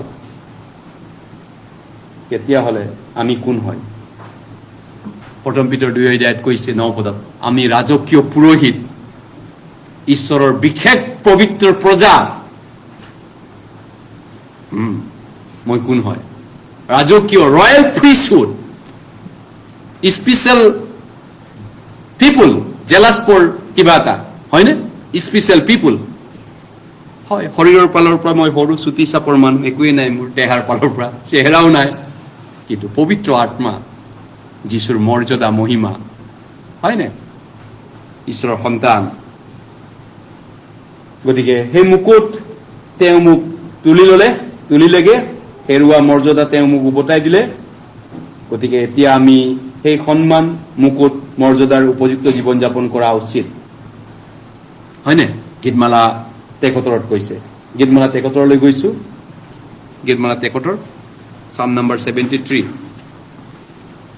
ঈশ্বৰে আমাক যি মৰ্যাদা মুকুট দিছে তাৰ উপযুক্ত আমি জীৱন যাপন কৰা উচিত। সংসাৰৰ মানুহবিলাকক চাই, জগতৰ মানুহবিলাকৰ লগত কম্পেয়াৰ কৰি আমি নিজকে জাষ্ট কুকুৰ বা গাহৰিৰ লগত তুলনা কৰি, যেনেকে মই বেছি ভাল কুকুৰ গাহৰিতকৈ, তেনেকে আমি অসমীয়া নহম সান্তনা বুলিলে নহ'ব, কোনোবাই গীত গাইছিল, হয়নে? সেইটো খ্ৰীষ্টিয়ান লাইফত কেনেকে ব্যৱহাৰ কৰিব? আমি অসমীয়া নহম দুখীয়া, এই বুলি সান্তনা লবিলে নহ'ব। অসমীয়া অসমতে এদিন মগনীয়া হ'ব। কিয়? যদি আমি খ্ৰীষ্টিয়ান, আমি জগততকৈ মই বেছি ভাল, জগতৰ মানুহতকৈ আপুনিতো অলপ ভাল হ'বই লাগিব। অলপ ভাল হ'লে হ'বনে? অকণমান মাত্ৰ বাইবেল জানিলে হ'বনে? য়েছ। সেইখিনি যথেষ্ট নে? জগততকৈ মই স্বৰ্গ যামতো, সেইখিনিতে সন্তুষ্ট ল'মনে? 73 গীতমালা 73 গীতমালা 73 গীতমালা 73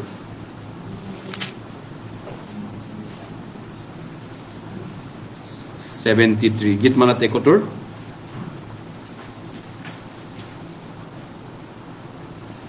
গীতমালা 73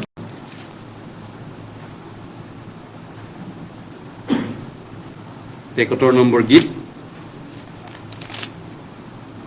73 নম্বৰ গীত, 73 নম্বৰ গীত 24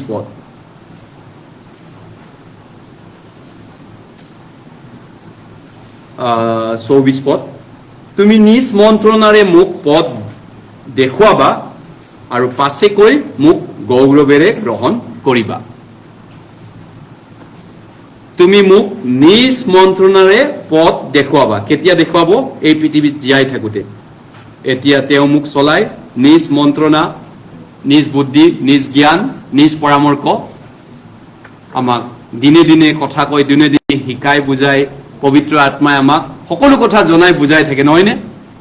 গতিকে মই চেমিনাৰ যেতিয়া বিভিন্ন জেগাত যাওঁ, বহুত কথা মই জ্ঞান পাওঁ। মোৰ টীম যিটো আছে, আমি সিজনে সিজনৰ কথা পাতোঁ, কষ্ট কৰোঁ। পাষ্টৰবিলাকে ভাত ৰান্ধি থাকে, 80জন মানুহ, পাষ্টৰ দুজনে ভাত ৰান্ধি খুৱায়। পাষ্টৰে ৰান্ধি খুৱাইছে, য়েছ। আৰু বিভিন্ন ধৰণৰ আমাৰ পৰিশ্ৰম, মেহনত, টোপনি ক্ষতি, সময়ত খাব নাপাওঁ, গা ধুব নাপাওঁ, বিভিন্ন ধৰণৰ কষ্ট হয়, নহয়নে? সেই পৰিশ্ৰম, মেহনতৰ বিনিময়ত আমি অনেক কষ্টৰ তেজি পিনি আমি শিক্ষা পাওঁ। বুঞ্জিলেহে শিকে বুলি কয় মানুহে, যেতিয়ালৈকে হয় প্ৰেক্টিকেলি আমি বুজি পিনি শিকো, তেতিয়া আমি গম পাওঁ ঈশ্বৰে মোক চলাইছে। যদিও পৌলে জেলত মাৰ খাইছিল, সৌৱাতুৰি প্ৰচাৰত দুষ্কৰ্মীৰ দৰে তেওঁ মানুহে অত্যাচাৰ কৰিছিল, কষ্ট দিছিল, পানিছমেণ্ট দিছিল, ৰাতি জেলত থৈছিল, পৌলক পিটন দিছিল, প্ৰভুৱে তেওঁক পিঠিত পৌল বুলি পিছফালৰ পৰা মৰমেৰে আঁকোৱালি লৈছে। তুমি নমৰা, চিন্তা নকৰিবা, তুমি নমৰা। তোমাক কোবাইছে, তোমাক অশান্তি মানুহে দিছে, কষ্ট দিছে, মই তোমাৰ সংগত আছো। হাঁহিয়াল হোৱা, ভয় নকৰিবা। তেতিয়া কমপ্লেইন কৰিব পাৰে, প্ৰভু যদি আপোনাৰ মোৰ লগত আছে, এই দুখ কষ্ট কিয় হ'ব? মানুহে মোক কিয় বুজি নাপায়? তেওঁ কমপ্লেইন কৰিব পাৰিলেহেঁতেন। মানুহে মোক কিয় সহায় নকৰে? কিন্তু তেওঁ কৰা নাই। প্ৰভু যদি আছে, মানুহে যিহে নকৰক মোক কি দৰকাৰ আছে মানুহৰ কথা চাবলৈ? প্ৰভু মোৰ লগত আছে, প্ৰভু মোক সহায় কৰিছে, প্ৰভু মোৰ সাথ আছে, আৰু কি মোক লাগে? প্ৰভুৱে সেইটো কথা কৈছে তেওঁৰ জীৱনত। গতিকে ইয়াত আমি দেখিছো, তুমি নিজ মন্ত্ৰণাৰে মোক পথ দেখুৱাবা আৰু পাছেকৈ মোক গৌৰৱেৰে গ্ৰহণ কৰিবা। পাছেকৈ যীশু অহা দিনাখন মোক শ্মশানৰ পৰা, শ্মশানৰ পৰা সসন্মানেৰে সুশৰীৰত তুলিব। আজিয়ে পৰম দেশত মোৰ সংগী হ'ব। আজি যদি মোৰ মৃত্যু হয়, মোৰ আত্মা তেওঁৰ পৰম দেশ পেৰাডাইছত যাব। মোৰ আত্মা জিৰণি ল'ব, আত্মাই বিশ্ৰামত থাকিব। আৰু যীশু যেতিয়া ঘূৰি আহিব, মোৰ দেহাকো তেওঁ সসন্মানেৰে তুলিব। ৰেজাৰেকশ্যন অফ বডি, নহয়নে? পুনৰুত্থান, শাৰীৰিক পুনৰুত্থান। পাহৰি যায় নেকি আপোনালোকে? শৰীৰৰ পুনৰুত্থান অকল ইষ্টাৰ চানডে আহিলে, গুড ফ্ৰাইডে আহিছে, ইষ্টাৰ চানডে আহিছে, যীশু জি উঠিল, সেই তেতিয়াই মনত পৰিব। সেইটো 24 ঘণ্টা আমাৰ হৃদয় অন্তৰত সাৰে সুমজি আছে। যীশু মৰিল, জি উঠিল। আমি পাহৰি যাব পাৰোঁ নে 1 ছেকেণ্ডৰ কাৰণে? কেনেকৈ পাহৰিম? এয়া আমাৰ জীৱন, এয়া আমাৰ আশা। গতিকে 25 পদ, তোমাত বাজে 25 পদত কৈছে, ভাৰ্চ 25, তোমাত বাজে স্বৰ্গত আৰু মোৰ কোন আছে, য'ত মই সন্তোষ পাওঁ, তোমাৰ বাহিৰে পৃথিৱীত মোৰ কোনো নাই। ৰাইট, সেইটো হৈছে ঈশ্বৰৰ সন্তানৰ টেষ্টিমনি, বৰ্ণ এগেইন টেষ্টিমনি। আমাৰ বন্ধুলী ভাই ভনীসকলক টেষ্টিমনি দিব ক'লে পলায়। মোৰ দুখ লাগে, কান্দিব মন যায়, কলিজা বুকু বুকু, কলিজা কপু কপু, কলিজাখন ফালি চিলি যাব মন যায়। কিয় এনেকুৱা হয়? আৰু কোনোবাই টেষ্টিমনি কৰি থাকিলে বজৰুৱাৰ দৰে ধলং দপং, যেন গৰু ছাগলীৰ দৰে, কোনো মানে নীতি নিয়ম নাই, কোনেও কাৰো কথা নুশুনে টেষ্টিমনি নিয়মৰ প্ৰাৰ্থনা অনুৰোধৰ সময়ত। কিয় এনেকুৱা হয়? কেতিয়াবা মই ভাবি আচৰিত পাওঁ, ঈশ্বৰৰ মানুহ এনেকুৱা হয়নে? এই মণ্ডলীৰ ভাই ভনী কিছুমানক চাই আচৰিত লাগে, আচৰিত লাগে। বেলেগ জেগাত এনেকুৱা গীৰ্জা মই দেখা নাই। আজি 25 বছৰ হ'ল মই পাষ্টৰ কাম কৰা, 25 বছৰ মিছনাৰী কাম কৰা। এনেকুৱা মই মানুহ দেখা নাই কিছুমান। ইমান অভদ্ৰামী, ইমান গৰু ছাগলী জানোৱাৰ দৰে ব্যৱহাৰ কৰা। যেতিয়া মানুহ টেষ্টিমনি কয়, চবে ভালকে শুনিব লাগে, ৰেচপেক্ট কৰিব লাগে, আদৰ কৰিব লাগে, সন্মান কৰিব লাগে। ঈশ্বৰৰ আত্মা থকা মানুহ এটাই কথা কৈছে, প্ৰভুৰ আত্মা আছে, পবিত্ৰ আত্মা আছে, কিয় আপোনাক মই ৰেচপেক্ট কৰোঁ? ৰুবেন ভাই, কিয় ভাই বুলি মাতিছো? কিয় মাতিছো? ভাই হিচাপত ফিজিকেলি একো ৰিলেশ্যনে নাই মোৰ লগত। প্ৰভুৰ পবিত্ৰ আত্মা আছে কাৰণে মই ৰেচপেক্ট কৰোঁ। ৰাইট, আমি ইজনে ইজনক ৰেচপেক্ট কৰিবলৈ কৈছো। সমাদৰৰ কথা ইজনে ইজনতকৈ আখোৱা, সনাৰ কৰা, ৰেচপেক্ট কৰা। যেতিয়া কোনোবাই কিবা এটা টেষ্টিমনি কয়, কাণ দি শুনিব লাগে। কিবা এটা কয় নেকি, কিবা এটা শিকিব পাৰোঁ নেকি, এনকাৰেজ পাই নেকি মই? এটা গীতেই কৈছে, নিমিকে নিমিকে তোমাৰ আত্মাৰ মাত শুনো। যীশুৰ বিষয়ে মই শুনিম, তেওঁৰ কথা কৈ থাকিম, তেওঁৰ পৰা শিক্ষা ল'ম। প্ৰত্যেক ছেকেণ্ডত, প্ৰতি মুহূৰ্তত গছ পাত চাই, মাজুলীত মই চাৰিওফালে বাঁহৰ পাত, গছৰ পাত, সেইবিলাক চাই শিক্ষা লওঁ। দুবৰি বনবিলাকৰ পৰা শিক্ষা লওঁ, চৰাইৰ পৰা মাজুলীত কওঁ, ঈশ্বৰ আছে ইয়াত, আপোনালোকে ঈশ্বৰ দেখা নাই, সেই চৰাই প্ৰমাণ, আপোনাৰ চাৰিওফালে গছ গছনিৰ প্ৰমাণ। যদি ঈশ্বৰ অদৃশ্য, ঈশ্বৰে বনোৱা বস্তু আপুনি কেনেকৈ স্বীকাৰ কৰিব? তেতিয়া অবাক হয় মানুহ। ঈশ্বৰ আছে, ঈশ্বৰক দেখা নাপায়, কিন্তু ঈশ্বৰে বনোৱা ধেৰ বস্তু আছে দেখোন চাৰিওফালে। জ্ঞানীয়ে তেনেকৈ শিকে, নহয়নে? ইজনে ইজনৰ পৰা আমি শিক্ষা লওঁ, বুদ্ধি লওঁ। গতিকে আপোনাক মোক ঈশ্বৰে জ্ঞানেৰে পৰামৰ্শৰে চলায়। যদি আপুনি ঈশ্বৰৰ সন্তান হয় আৰু তেওঁ আপোনাক কিছু দিনৰ পিছত সন্মানেৰে গ্ৰহণ কৰিবলৈ বাট চাই আছে, গতিকে তোমালোক অজ্ঞান ঘোঁৰা বা কচ্ছৰৰ নিচিনা নহবা। গীতমালা 32ত কৈছে, অজ্ঞান ঘোঁৰা, ঘোঁৰা বৰ স্পীডত যায়, লাগামেৰে তাক ৰখা ৰখা। বেছি ঘোঁৰাৰ নিচিনাও হ'ব নালাগে, বাইবেলে কৈছে। কচ্ছৰ মানে কি? গাধ। গাধ আকৌ বহুত এলেহুৱা, বিৰাট এলেহুৱা। 9টা 10টালৈ টোপনি পেট পেলাই শুই থাকে, বিচনা বাগাৰে বগৰী। ইমান এলেহুৱা, বাইবেল পঢ়োতে মেলিবলৈ তাৰ ইচ্ছা নাই। এলেহুৱা, ইমান এলেহুৱা, তেওঁ ভাতটো থালত হাতটো দি পিনি মুখত দিবলৈ ভাগৰ যেন মানে। গাধ, বাইবেলে কৈছে, গাধ প্ৰকৃতিৰ মানুহ, এলেহুৱা। গতিকে তাক লাগামেৰে দমাব লাগিব। ঘোঁৰাক লাগাম আৰু কি, আৰু আনটো চাবুক। এলেহুৱা হলে কোবাব লাগিব, নহয়? বাইবেলে কৈছে, ঈশ্বৰে কাকবাই দান্ধা মাৰি দৌৰাব, কিমান দিন হৈ থাকিবা দৌৰাব কি দাণ্ডা মাৰিব মই নাজানো ঈশ্বৰে জানে আৰু বেছি স্পীড দৌৰিলে এই ৰ লাগাম লগা বেছি ৰাজাৰ লিখিয়া ইয়াত মালিক লিখিয়া মণ্ডলীত কিয় দেখাই আছে আমি চবেই ভাই ভনীয়ে হয় মালিক কোন হ'ল ইয়াত আমি ঈশ্বৰৰ সন্তান চবেই ভাই ভনী হয় মালিক কেনেকৈ হ'ল তুমি কোনোবাই কয় আমাৰ পৰিয়ালটো মালিক এই মণ্ডলী কোনে ক'লে আপোনাক মালিক আমিতো কোৱা নাই বাইবেলতো মালিক বনোৱা নাই ৰ পিছুৱা ৰ তই বেছি আগুৱাই গৈ আছ ৰখাব তেওঁ ঈশ্বৰে আৰু লাঘা আৰু গাধৰ লেখীয়া হ'লে দাণ্ডা মাৰি পিনি তেওঁ যা উঠ গাধা ইমান এইধৰণে বাইবেলে কৈছে গতিকে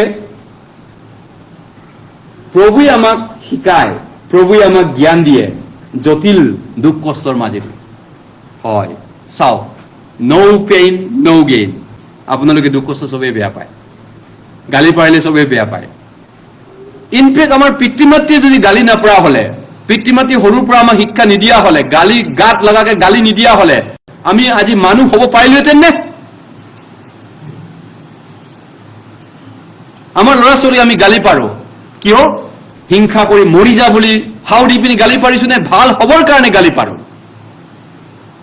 দ্বিতীয় 3 অধ্যায়ত কৈছে ঈশ্বৰৰ বাক্য গোটেই শাস্ত্ৰ ঈশ্বৰৰ নিশ্চাকিত আৰু ঈশ্বৰৰ মানুহ যাতে সিদ্ধ সকলো সৎকৰ্মৰ নিমিত্তে সুসজ্জিত হ'ব পাৰে তাৰ কাৰণে প্ৰতিৰ উত্থাপনৰ ধাৰ্মিকতা সম্বন্ধীয় আসনৰ অৰ্থে অনুযোগ ঈশ্বৰৰ গালি পৰাৰ অধিকাৰ নাই নে মোক কেতিয়াবা ইমান মই যদি বেয়া হয় এলেহুৱা হয় ইমান বছৰ ক'ৰবাত আগবাঢ়ি গুৱাহাটীবাসীক কেতিয়াবাই প্ৰচাৰ কৰি কেতিয়াবাই মই আগবাঢ়িব লাগিছিল আৰু যদি ঈশ্বৰে মোক গালি পৰাৰ অধিকাৰ নাই নে তেওঁ জন্ম দিয়াৰ পিছত মোক সৃষ্টি কৰাৰ পিছত আপুনি ভাবে নেকি ঈশ্বৰে আপোনাক গালি পৰাৰ অধিকাৰ নাই বাইবেলে কৈছে ঈশ্বৰৰ বাক্যই আমাক দবিয়াই এই ৰ উঠ কেতিয়াবা মৰমেৰে ক'ব পাৰে এই মোৰ প্ৰিয় জান মোৰ প্ৰেয়সী মোৰ প্ৰিয়াংশী ঈশ্বৰে মৰমতো কয় কেতিয়াবা কিন্তু সদায় মৰমতে ক'ব বুলি আশা কৰাটো ভাল নহয় কাৰণ এই যে ল'ৰা ছোৱালীৰ পৰা ডাঙৰ দীঘল হয় এদিন ডাঙৰ মানুহ হোৱা প্ৰচেছটো বহুত পেইনফুল প্ৰচেছ দুখদায়ক প্ৰচেছ আৰু যি সন্তানে দুখ কষ্টৰ মাজেদি প্ৰেক্টিকেলি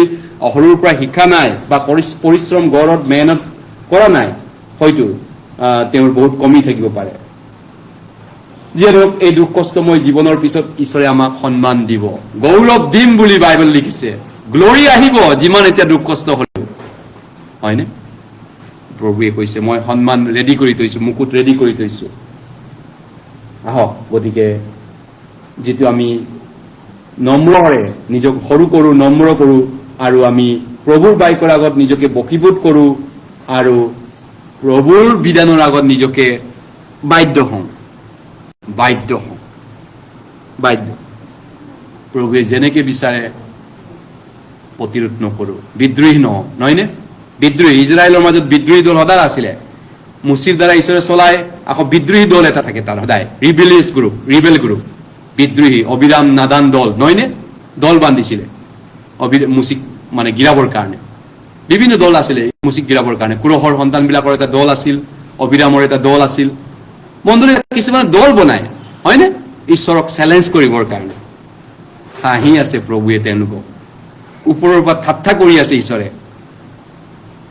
ঈশ্বৰক চেলেঞ্জ কৰিব পাৰিবনে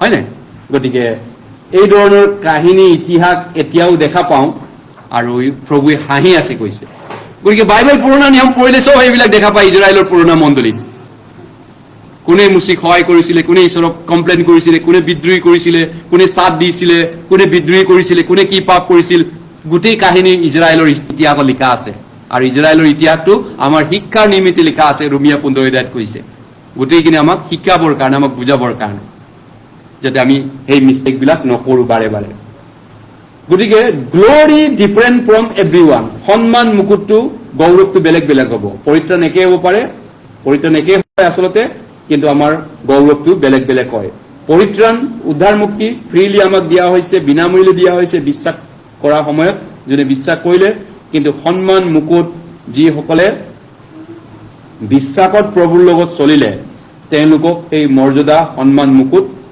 দিয়া হ'ব যিসকলে বিশ্বাসত দুখ কষ্টৰ মাজতো আৰু প্ৰভুৰ কাৰণে পাৰাখিনি কৰি গ'ল অনেক দুখ কষ্টৰ মাজতো অনেক জটিলতাৰ মাজতো জীৱনৰ অনেক জটিলতাৰ মই শুনিছিলোঁ জীৱন বোলে এটি সংগ্ৰাম জগতৰ মানুহে জীৱন এটি সংগ্ৰাম জগততে শিকিছিলোঁ গীত গাইছিলে গায়কে কালজয়ী গায়কে জীৱনটো সংগ্ৰাম বুলি সৰুতে বাইবেল নপঢ়া সময়ত কলেজত পঢ়ি থকা সময়ত এইবিলাক শুনিছিলোঁ জীৱনটো বহুত সংগ্ৰাম জটিল টাফ ৰাইট টাফ জটিল সেইবুলি আপুনি হাৰ মানি ডিঙি লগাই ফাঁচি লগাই মৰিব নেকি জীৱনটো জটিল বুলি তো যুঁজিবতো লাগিব জীয়াই থাকিব লাগিব যিয়ে নহওক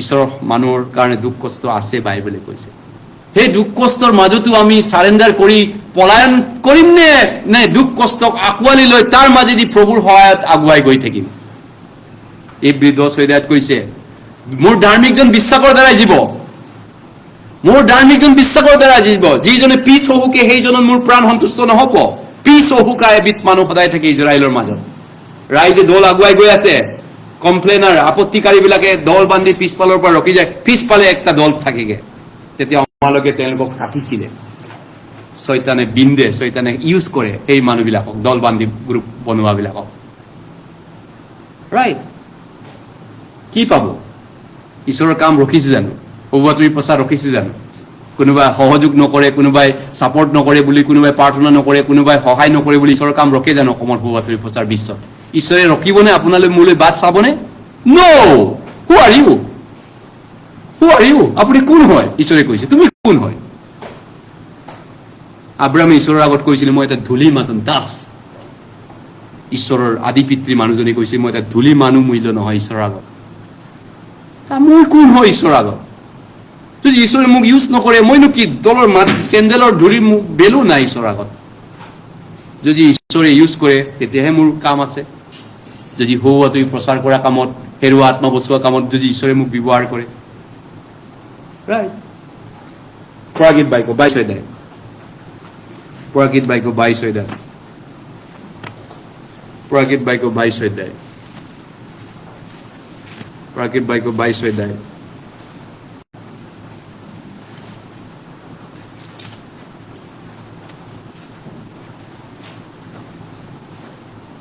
এই দল বনোৱা বিদ্ৰোহী তেওঁলোকক চাই আপুনি যদি জীয়াই থাকিব বিচাৰে ঈশ্বৰৰ কাৰণে জীয়াই নোৱাৰিব ফল নধৰিব লছ আপোনাৰ হ'ব আগুৱাই থাকিব মোৰ ধাৰ্মিকজন বিশ্বাসৰ দ্বাৰাই দিব অলপতে আহিব লগাজন আহি আছে পলম নকৰিব কিন্তু মোৰ ধাৰ্মিকজন বিশ্বাসৰ দ্বাৰাই দিব হয়নে যিজনে হৌকিব সেইজনে মোৰ প্ৰাণ সন্তুষ্ট নহব এইটো পদে পৰাগীত বাক্য 22 অধ্যায় 12 পদ একেলগে পঢ়ো 12 পদ চোৱা মই বেগাই গৈছো যাৰ যেনে কৰ্ম তেওঁক তেনে প্ৰতিফল দিবলৈ মই দিবলগীয়া পুৰস্কাৰ মোৰ লগতে আছে মই বেগাই গৈ আছো যাৰ যেনে কৰ্ম তেওঁক তেনে পুৰস্কাৰ মোৰ লগত আছে গতিকে কোনে ঈশ্বৰৰ গৌৰৱৰ কাৰণে জীয়াই থাকিব বিচাৰে কোনে ঈশ্বৰৰ গৌৰৱৰ কাৰণে জীয়াই আছে ৰাইট বাইবেলে কৈছে ঈশ্বৰে তেওঁলোকক উভতাই দিম মোৰ সন্মান মুকুটেৰে মই যেনে সন্মান মুকুটত ৰাজা হলো হয় না সেই সন্মান মুকুট মই উভতাই দিম যিসকলে ঈশ্বৰৰ কাৰণে কষ্টৰে জীয়াই আছে আপোনাৰ বিশ্বাস আছেনে ঈশ্বৰে আপোনাক উভতাব বুলি ৰিয়েলি বিশ্বাস আছে কাৰ বিশ্বাস আছে মই যি কৰিছো জিহুৱাই জানে মই যি পথ ধৰিছো তেওঁ জানে ইউবে কৈছিলে আৰু তেওঁ মোক পৰীক্ষা কৰা হলে মই সোণৰ দৰে ওলাই পৰিলোহেঁতেন ইউব 23 অধ্যায়ত কৈছে 12 পদত মই যি পথ ধৰিছো তেওঁ জানে মই যিজন ঈশ্বৰক সেৱা কৰিছো মই যাৰ কাৰণে ঝাৰু মাৰিছো যাৰ কাৰণে মই প্ৰচাৰৰ কাৰণে কষ্ট কৰিছো ইনকাম কামাই কৰিছো হাজিৰা কৰিছো কিয়ৰ কাৰণে গস্পেলটো প্ৰচাৰ কৰিব লাগে হেৰুৱা আত্মা বচাব লাগে ভূটানত গৈ অৰুণাচলত গৈ বাংলাদেশত গৈ গোটেই ভাৰত গোটেই অসম চুকে কোণে গাঁৱে ভূঞে যিচুৱে চহৰে নগৰে গোটেই বিয়পাই দিছিল সুবাতৰি প্ৰচাৰ কৰা মইতো যাব নোৱাৰো কিন্তু মই যাব পাৰো বেলেগ এটা উপায়েৰে সবেতো পাষ্টৰ হ'ব কোৱা নাই দিয়া নাই কোৱাও নাই দিয়াও নাই কিন্তু ৰাস্তাটো আছে এই সুবাতৰি প্ৰচাৰ কৰা কামত মই পাৰ্টিসিপেট কৰিব পাৰো সহযোগ কৰিব পাৰো ঈশ্বৰক কমপ্লেইন কৰাৰ ৰাস্তা নাই নহয়নে ঈশ্বৰক ক'ব নেকি মই পাষ্টৰ নহলো মাজুলী যাব নোৱাৰিলো হাদিহুতি মলো গুণাহুতি এইবিলাকত গৈ হেৰুৱা আত্মা অনেক কান্দি আছে সেই আত্মা এটা দুটা বচাব নোৱাৰিলো কাৰণ মই পাষ্টৰ নহল ঈশ্বৰ আপুনি অন্যায়কাৰী ঈশ্বৰক ক'ব পাৰিব ৰাইট আপুনি জানে নিশ্চয় কি ক'ব বিচাৰিছে ঈশ্বৰে প্ৰিয়সকল ঈশ্বৰে কেনেকৈ কাম কৰে ৰাইট ঈশ্বৰৰ কাম, ঈশ্বৰৰ মহান। 1 Korinthia 15 অধ্যায়, 1 Korinthia 15 অধ্যায় বুজাই বুজিছে নহয় নে? 1 Korinthia 15 অধ্যায়।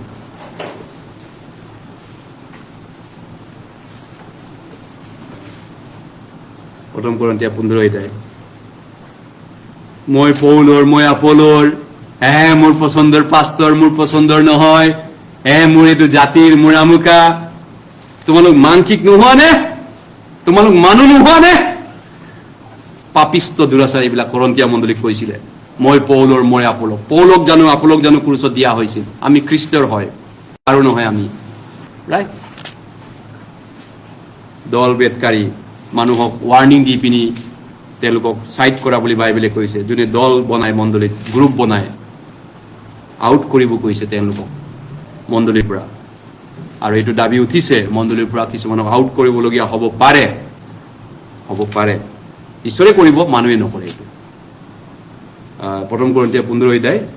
কাৰণ এইটো ডিচিপ্লিন ইয়াত নোহোৱা কাৰণে মণ্ডলীটোক ল'ৰা ধেমালি বুলি ভাবিছে কিছুমানে, ঈশ্বৰক ল'ৰা ছোৱালী ধেমালি বুলি ভাবিছে। 1 Korinthia 15 অধ্যায়, 15 অধ্যায় 41 পদ। কাৰণ বাইবেলেও ডিচিপ্লিনৰ কথা কৈছে, মণ্ডলী অনুশাসনৰ কথা। পাপিষ্টক বাহিৰ কৰা কৈছে, দল বেদকাৰী, মদপী, ভাঙোৱা, বেবিচাৰী, সেই মানুহক আউট কৰা বুলি কৈছে মণ্ডলীৰ পৰা। যিটো ঈশ্বৰে কৰিব এইটো কাম। 41 পদ আমি একেলগে পঢ়ি। 41 পদ 1 Corinthians 15:41। সূৰ্যৰ কান্তি এবিধ, চন্দ্ৰৰ কান্তিও এবিধ, তৰাবোৰৰো কান্তি এবিধ, আকৌ কান্তিৰ কথাটো তৰায়ে তৰায়ে আছে। কান্তি মানে কি? কান্তি কি বস্তু বাইদেউ আপুনি জানে? কান্তি মানে কি? হা? মহত্ব। গ্লৰি, ইংৰাজীত গ্লৰি আছে, ৰাইট? মহত্ব। সূৰ্যৰ মহত্ব বুলি ক'বনে? মহাত্মা, মহত্ব, গৌৰৱ। চন্দ্ৰৰ মহত্ব, মহাত্মা বেলেগ বেলেগ। ইয়াত লিখিছে ইংৰাজীত যে there is a one glory of the sun and another glory of the moon. সূৰ্যৰ গৌৰৱ বেলেগ, চন্দ্ৰৰ গৌৰৱ বেলেগ। আৰু তৰাৰ মহত্ব, এটা তৰাৰ পৰা আনটো তৰা বেছি পোহৰ, কাৰোবাৰ বেছি জিলিকা, কোনোবাই 5 star, SP, ISPS, DIG, DC, মহানগৰৰ জিলা আয়ুক্ত, গুৱাহাটী উচ্চ ন্যায়ালয়ৰ কি কয় ন্যায়াধীশ, মুখ্য ন্যায়াধীশ। অৱশ্যে টেম্পৰাৰী, তেওঁলোকৰ অস্থায়ী, বিনাশী কিৰীতি, আমাৰ অবিনাশী কিৰীতি।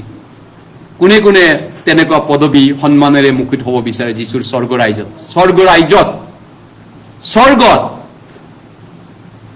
স্বৰ্গত কোনে তেনেকুৱা হ'ব বিচাৰে? ৰাইট? ঈশ্বৰে আমাক চান্স দিছে। যদি চান্স নাই, পৰিত্ৰাণে দিলে অকল আৰু একো চান্স নাই, ঈশ্বৰক কমপ্লেইন কৰিম, ঈশ্বৰ তুমি অন্যায়কাৰী, তুমি আমাক চান্সে নিদিলা তেনেকুৱা সন্মান পাবৰ কাৰণে, খ্ৰীষ্টিয়ান জীৱন কৰিবলৈ, সৌ বাতৰি প্ৰচাৰ কৰিবলৈ, তোমাৰ কাৰণে জীয়াই থকাৰ চান্সে নাপালো, সুযোগে নাপালো। ঈশ্বৰক ক'ব পাৰিবনে আমি? প্ৰিয়, সেইকাৰণে মানুহক নাচাব।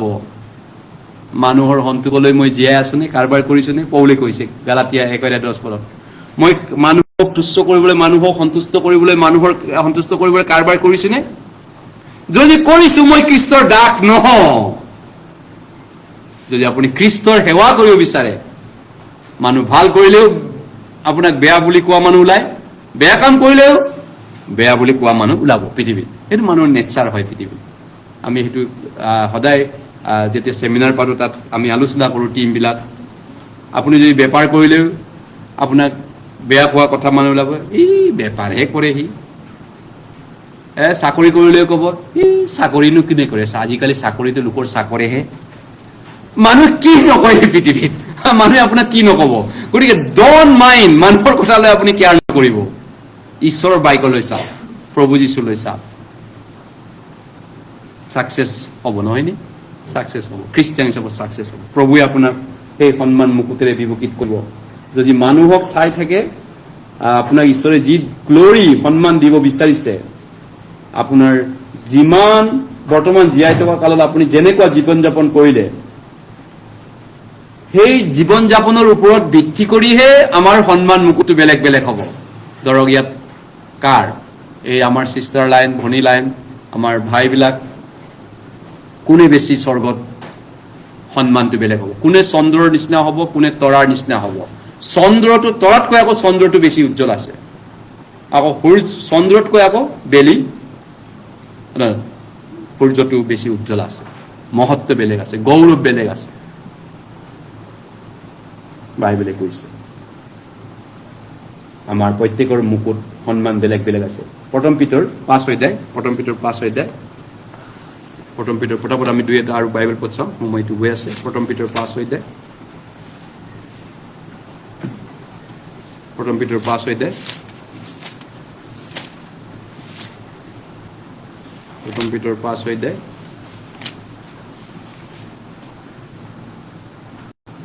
প্ৰথম পিতৰ 5 অধ্যায় 10 পদ। প্ৰথম পিতৰ 5 অধ্যায় 10 পদ, 10 পদ।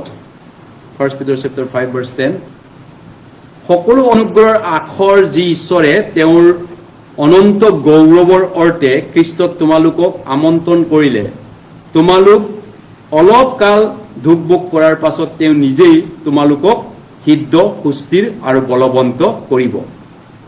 অনন্ত গৌৰৱ আছে নহয়নে? গতিকে অনন্ত গৌৰৱ পাবৰ কাৰণে ঈশ্বৰে তেওঁৰ সন্তানবিলাকক দিবৰ কাৰণে কিবা এটা সহায় নকৰিবনে?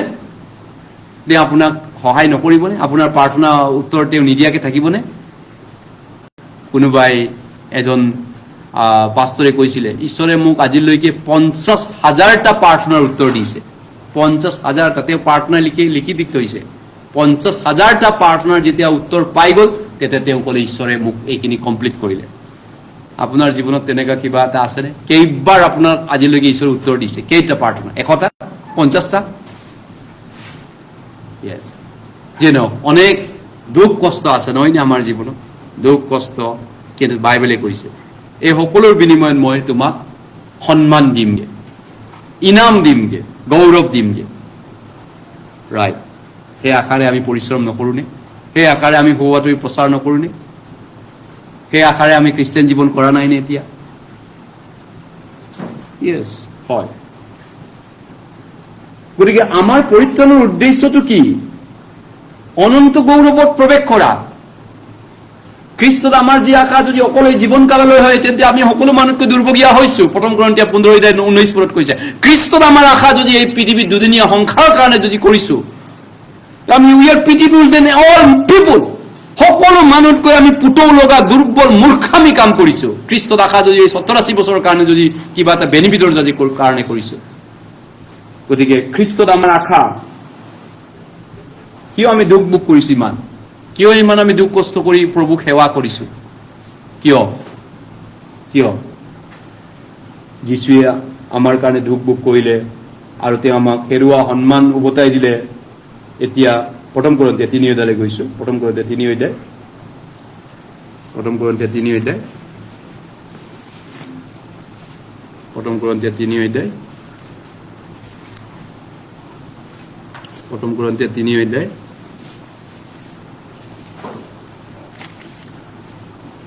প্ৰথম কৰিন্থিয়া 3 অধ্যায়, 3 অধ্যায়, 3 অধ্যায় 12-13 পদ। 1 Corinthians chapter 3 12 পদৰ পৰা 15 পদলৈ।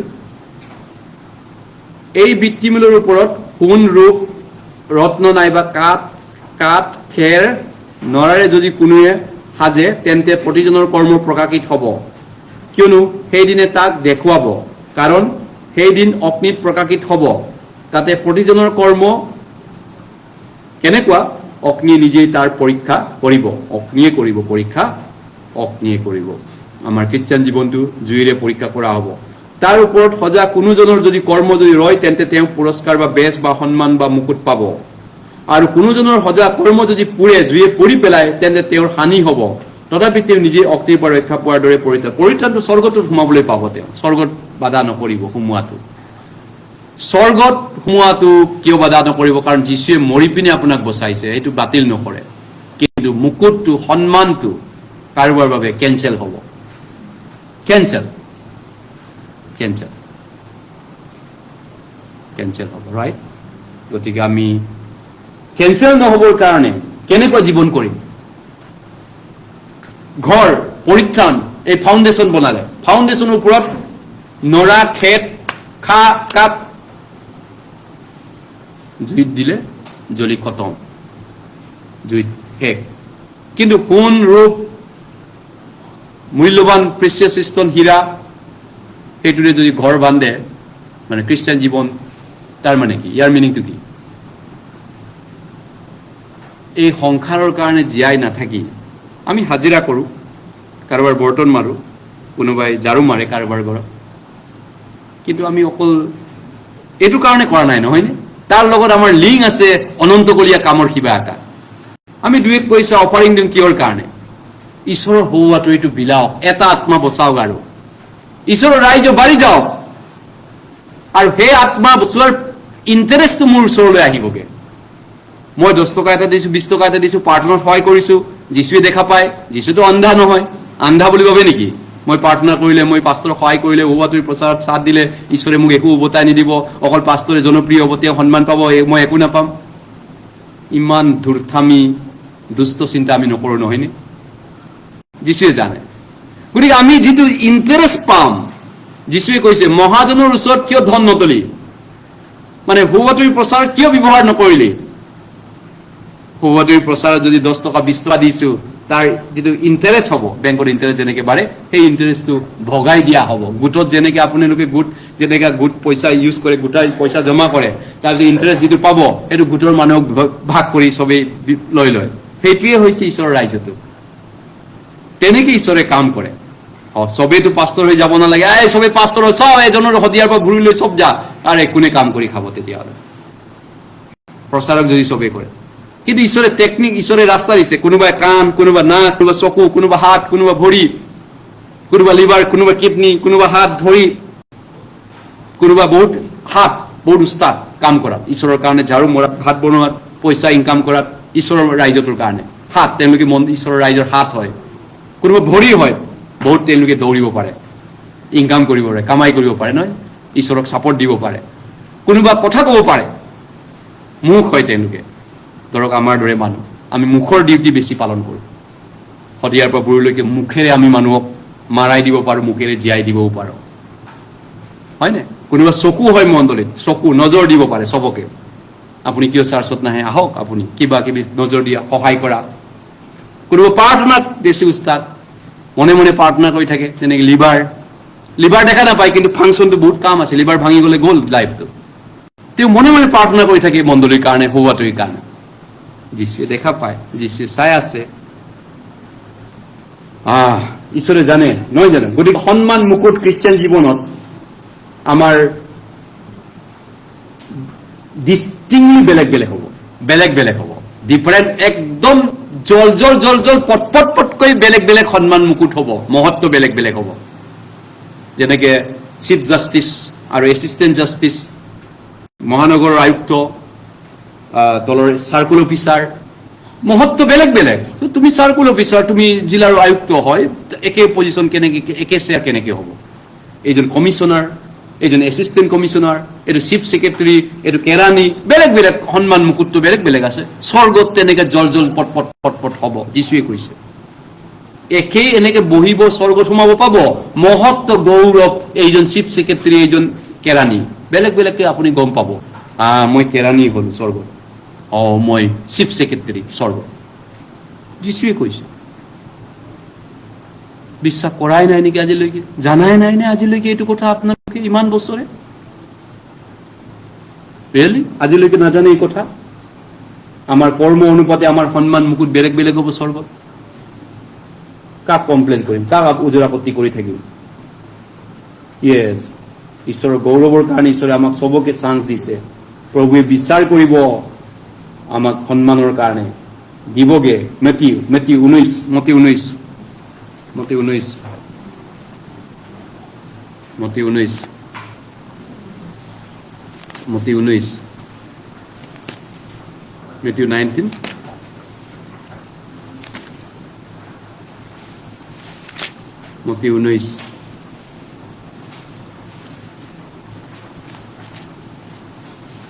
মতি 19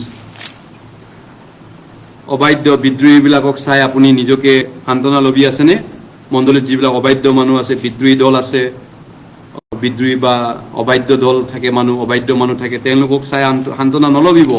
আমি অসমীয়া নহম দুখীয়া বুলি সান্তনা লবিলে নহ'ব। অসমতে অসমীয়া এদিন মগনীয়া হ'ব। সেই খ্ৰীষ্টান জীৱনত কেনেকৈ প্ৰয়োগ কৰিব এইটো? 19 অধ্যায়, মতি 19 অধ্যায় 27 পৰা 29 পদলৈ, 27 পদৰ পৰা 29 পদলৈ, 27, মেথিউ 19:27।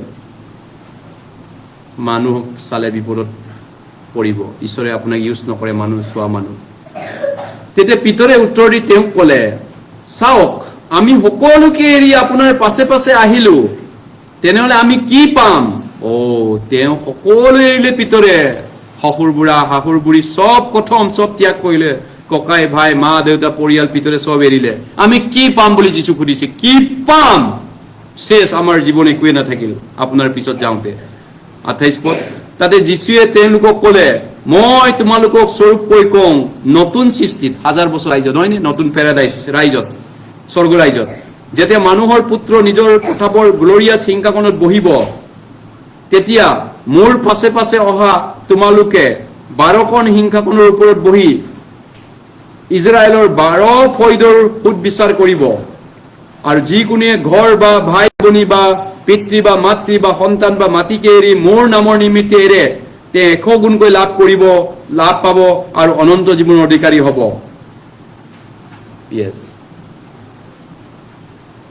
গতিকে পিতৰে সুধিছিলে, আপোনাৰ কাৰণে আমি চব এৰিব লগা হ'ল, পৃথিৱীটো একোৱে নাথাকিল আমাৰ জীৱনত, মাটি সম্পত্তি ঘৰ মাটি একোৱে নাই আমাৰ লাইফত বুলি পিতৰে কৈছে যীচুক, নহয়নে? তেওঁ সৰ্বস্ব ত্যাগ কৰিলে পিতৰে। তেতিয়া কি পাম বুলি তেওঁ যীচুক সুধিছে। পিতৰে সেই প্ৰশ্ন সোধাৰ কাৰণে ৰিজাল্টটো কি হ'ব? সকলো প্ৰভুৰ কাৰণে এৰি দিয়াৰ কাৰণে আৰু প্ৰভুৰ পিছত যিটো যোৱা জীৱন, সকলো এৰি প্ৰভুৰ পিছত জীৱনটো দি দিলো, তাৰ ৰিজাল্ট কি পাম? পৰিণাম কি পাম? প্ৰভুৱে কৈছে পিতৰক যে অনন্ত গ্লৰি স্বৰ্গত পাব। হয়, কোনোবা তেওঁ চিফ ছেক্ৰেটাৰী হ'ব, কমিশনাৰ হ'ব, আৰু যোনে এইটো নকৰিলে তেওঁ কেৰাণী হ'ব, পিয়ন হ'ব। ৰাইট, পৃথিৱীটো তেনেকুৱা চিষ্টেম আছে, নহয়নে? আছে, চকীদাৰ, পিয়ন, কেৰাণী, অফিচাৰ, কিয় নাই? স্বৰ্গতো আছে। গতিকে আপোনাক মোক চান্সটো দিছে ঈশ্বৰে, নহয়? এই পৃথিৱীত আপুনি মই সৰু কাম কৰিছো বুলি আপোনাক মই হে জ্ঞান কৰা নাই। কোনোবা সৰু কাম মই কৰিছো, মই ঝাৰু মাৰা কাম কৰো, আমি কাৰোবাৰ বৰ্তন দিওঁ।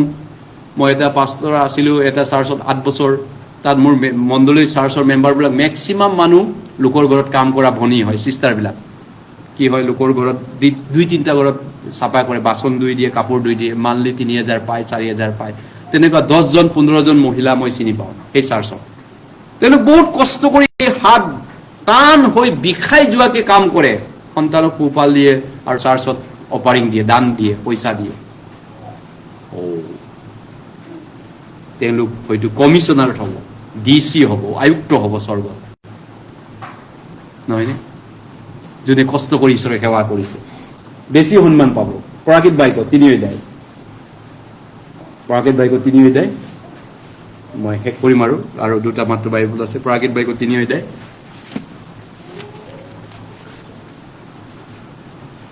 পৰাকৃত বাক্য 3 অধ্যায়। ইমান দুখ কষ্ট কৰিলো, জীৱনটো খ্ৰীষ্টান জীৱনটো অথলে গ'ল বুলি কিছুমানে সামনিয়া পেলায়। অথলে নাযায়, ঈশ্বৰৰ সন্তানৰ চকু পানী অথলে নাযায়। ঘৰিয়ালৰ চকু পানী অথলে যাব, কিন্তু এই জগতৰ মানুহবিলাকৰ চকু পানী ঘৰিয়ালৰ চকু পানী। যীশুৰ কাৰণে চকু পানী পেলোৱাটো অথলে নাযায়, ঈশ্বৰৰ ৰাইজৰ কাৰণে, স্বৰ্গ ৰাইজৰ কাৰণে। নিজৰ ফাইদাৰ, নিজৰ কিবা মানে কি কয় আৰু, চকু পানীৰো চকু পানী আছে, 2 ধৰণৰ চকু পানী আছে। প্ৰাকৃত বাক্য 3 অধ্যায়, খ্ৰীষ্টিয়ানৰ কাৰণে, ঈশ্বৰৰ ৰাইজৰ কাৰণে দুখ কষ্ট কৰি চকু পানী পেলোৱা, সৌবাতৰিৰ প্ৰচাৰৰ কাৰণে। 3 অধ্যায় 21 পদ, 3 অধ্যায় 21 পদ, 3 অধ্যায় 21 পদ। আহক আমি একেলগে পঢ়িছো 21 পদ। 3 অধ্যায় 21 পদ পাইছেনে? হয়, 3 অধ্যায় 21 পদ। মই নিজে যেনেকৈ জয় কৰি মোৰ পিতৃৰ লগত তেওঁৰ সিংহাসনত বহিলো, তেনেকৈ যিজনে জয় কৰে তেওঁক মোৰে সৈতে মোৰ সিংহাসনত মই জয় মানুহ, হাৰি যোৱা মানুহ নহয় জানো? গতিকে আহক আমি জয় কৰো, শয়তানৰ লগত এইখন যুঁজ জিকো। যুদ্ধ শয়তানৰ লগত, মানুহৰ লগত নহয়। মানুহৰ লগত শয়তানে কাম কৰে, ঈশ্বৰৰ লগত মাজৰ পজিশ্যন নাই, মাজৰ পজিশ্যন নাই। আপুনি শয়তানৰো নহয় বুলি ভাবিছে? নাই, মই শয়তানকো ছাপৰ্ট নকৰো, পাষ্টৰৰ প্ৰচাৰ কৰা কামতো ছাপৰ্ট নকৰো, ঈশ্বৰৰ কামতো মই সহায় নকৰো, বাধ্য নহওঁ, আৰু মই শয়তানৰ পালেও নহওঁ। Middle position. হয় আপুনি ঈশ্বৰৰ লগত আছে, নতুবা ঈশ্বৰৰ বিপৰীতে আছে। হয় ঈশ্বৰৰ পক্ষত আছে, নতুবা ঈশ্বৰৰ বিৰোধৰ পক্ষত আপুনি লগত থিয় দিছে। মিডল পজিশ্যন নাই। আমি ঈশ্বৰ শয়তান দুইটাৰ মাজত এটাহে বাছি ল'ব লাগিব। গতিকে যুদ্ধখন আছে, এতিয়াও বাকী আছে জিকিবলৈ, নহয় জানো? যুদ্ধ জীয়াই থকালৈকে, জীয়াই থকালৈকে। ৰোমিয়া 8 ৰোমিয়া 8 শেষ বাইবেল পদ, ৰোমিয়া 8 ৰোমিয়া 8 ৰোমিয়া 8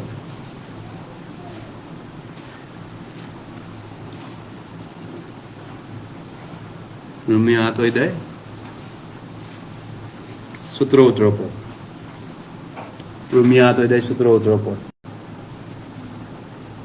17-18 8 আৰু যদি সন্তান হওঁ তেন্তে উত্তৰাধিকাৰীও হওঁ, অৰ্থাৎ খ্ৰীষ্টীয় সৈতে গৌৰৱান্বিত হ'বলৈ যদি আমি তেওঁৰ সৈতে দুখ ভোগ কৰোঁ তেন্তে আমি ঈশ্বৰৰ উত্তৰাধিকাৰী আৰু খ্ৰীষ্টীয় সৈতে উত্তৰাধিকাৰী হওঁ। 18 পদ আমি একেলগে পঢ়ো। কিয়নো আমালৈ যি প্ৰভাৱ প্ৰকাশিত হ'ব তাৰে সৈতে বৰ্তমান সময়ৰ দুখৰ তুলনা কৰিবলৈ একো যোগ্য নহয় বুলি গণ্য কৰোঁ। গতিকে আপোনাক ঈশ্বৰে যি সন্মান মুকুট দিব বিচাৰিছে, বাইবেলে কৈছে মোক যি দিব বিচাৰিছে, নহয় নে? আপোনাক মোৰ বাবে প্ৰতাপ, কাকবাই কমিশনাৰ বনাব বিচাৰিছে স্বৰ্গ ৰাজ্যৰ নতুন সৃষ্টিত, কাকবাই আয়ুক্ত, কাকবাই ৰাষ্ট্ৰপতি, কাকবাই তাতকৈ ওপৰত 10খন নগৰৰ ওপৰত, কাৰোবাৰ 15খন নগৰৰ ওপৰত অধিপতি বনাব, কোনোবাই DSP, কোনোবাই DIG বনাব বিচাৰিছে, IGP। যদি ঈশ্বৰে বনাব বিচাৰিছে আপোনাক স্বৰ্গত, তাৰ বাবে আপুনি মই যোগ্য জীৱন কৰিব লাগে, নহয় জানো? যোগ্য হ'ব লাগিব। IGP বনাব বিচাৰিছে আমুকাক মই স্বৰ্গত অনন্তকালৰ চিৰজীৱনৰ কাৰণে, তেতিয়াহ'লে মই তাৰ বাবে যোগ্য হ'ব লাগিব। অযোগ্য মানুহক তো দিয়াটো উচিত নহয়। যোগ্য হ'ব লাগিব, যোগ্য খ্ৰীষ্টান জীৱন কৰিব লাগিব। গতিকে আপুনি পৰিত্ৰাণ পাইছে, উদ্ধাৰ মুক্তি পাইছে।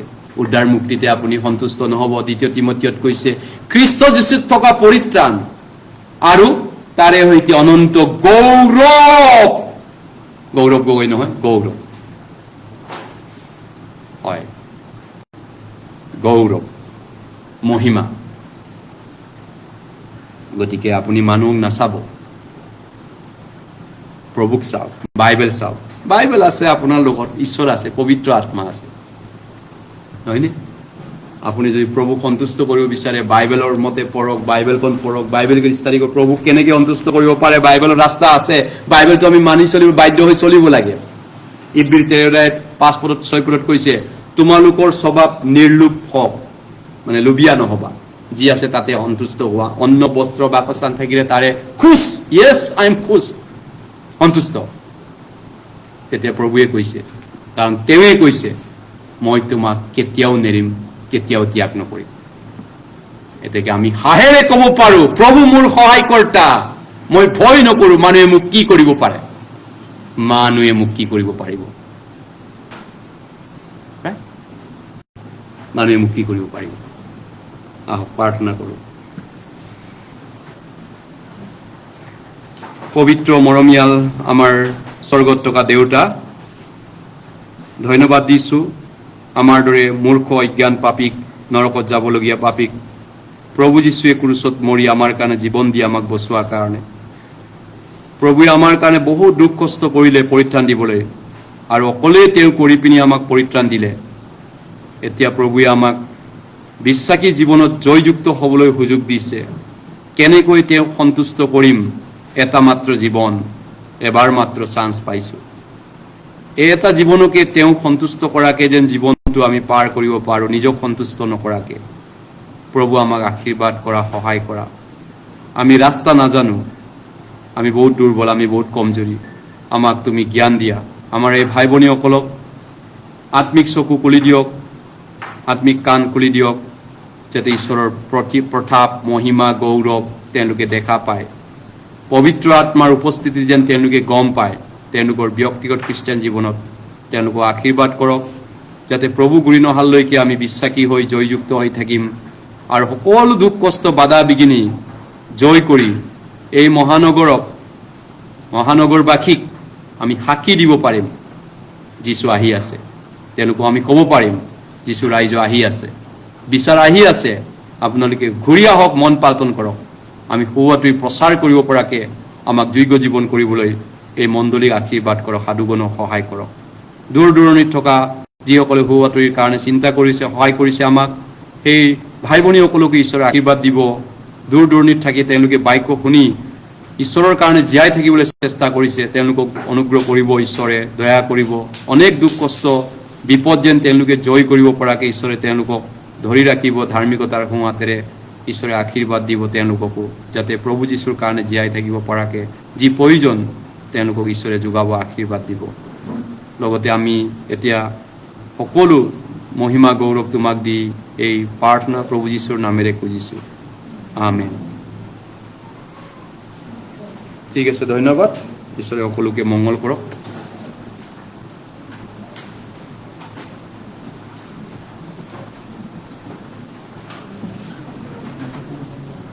মাইক্ৰফোন শংকৰ ভাই মাইক্ৰফোন বিচাৰিছে মোৰ পৰা।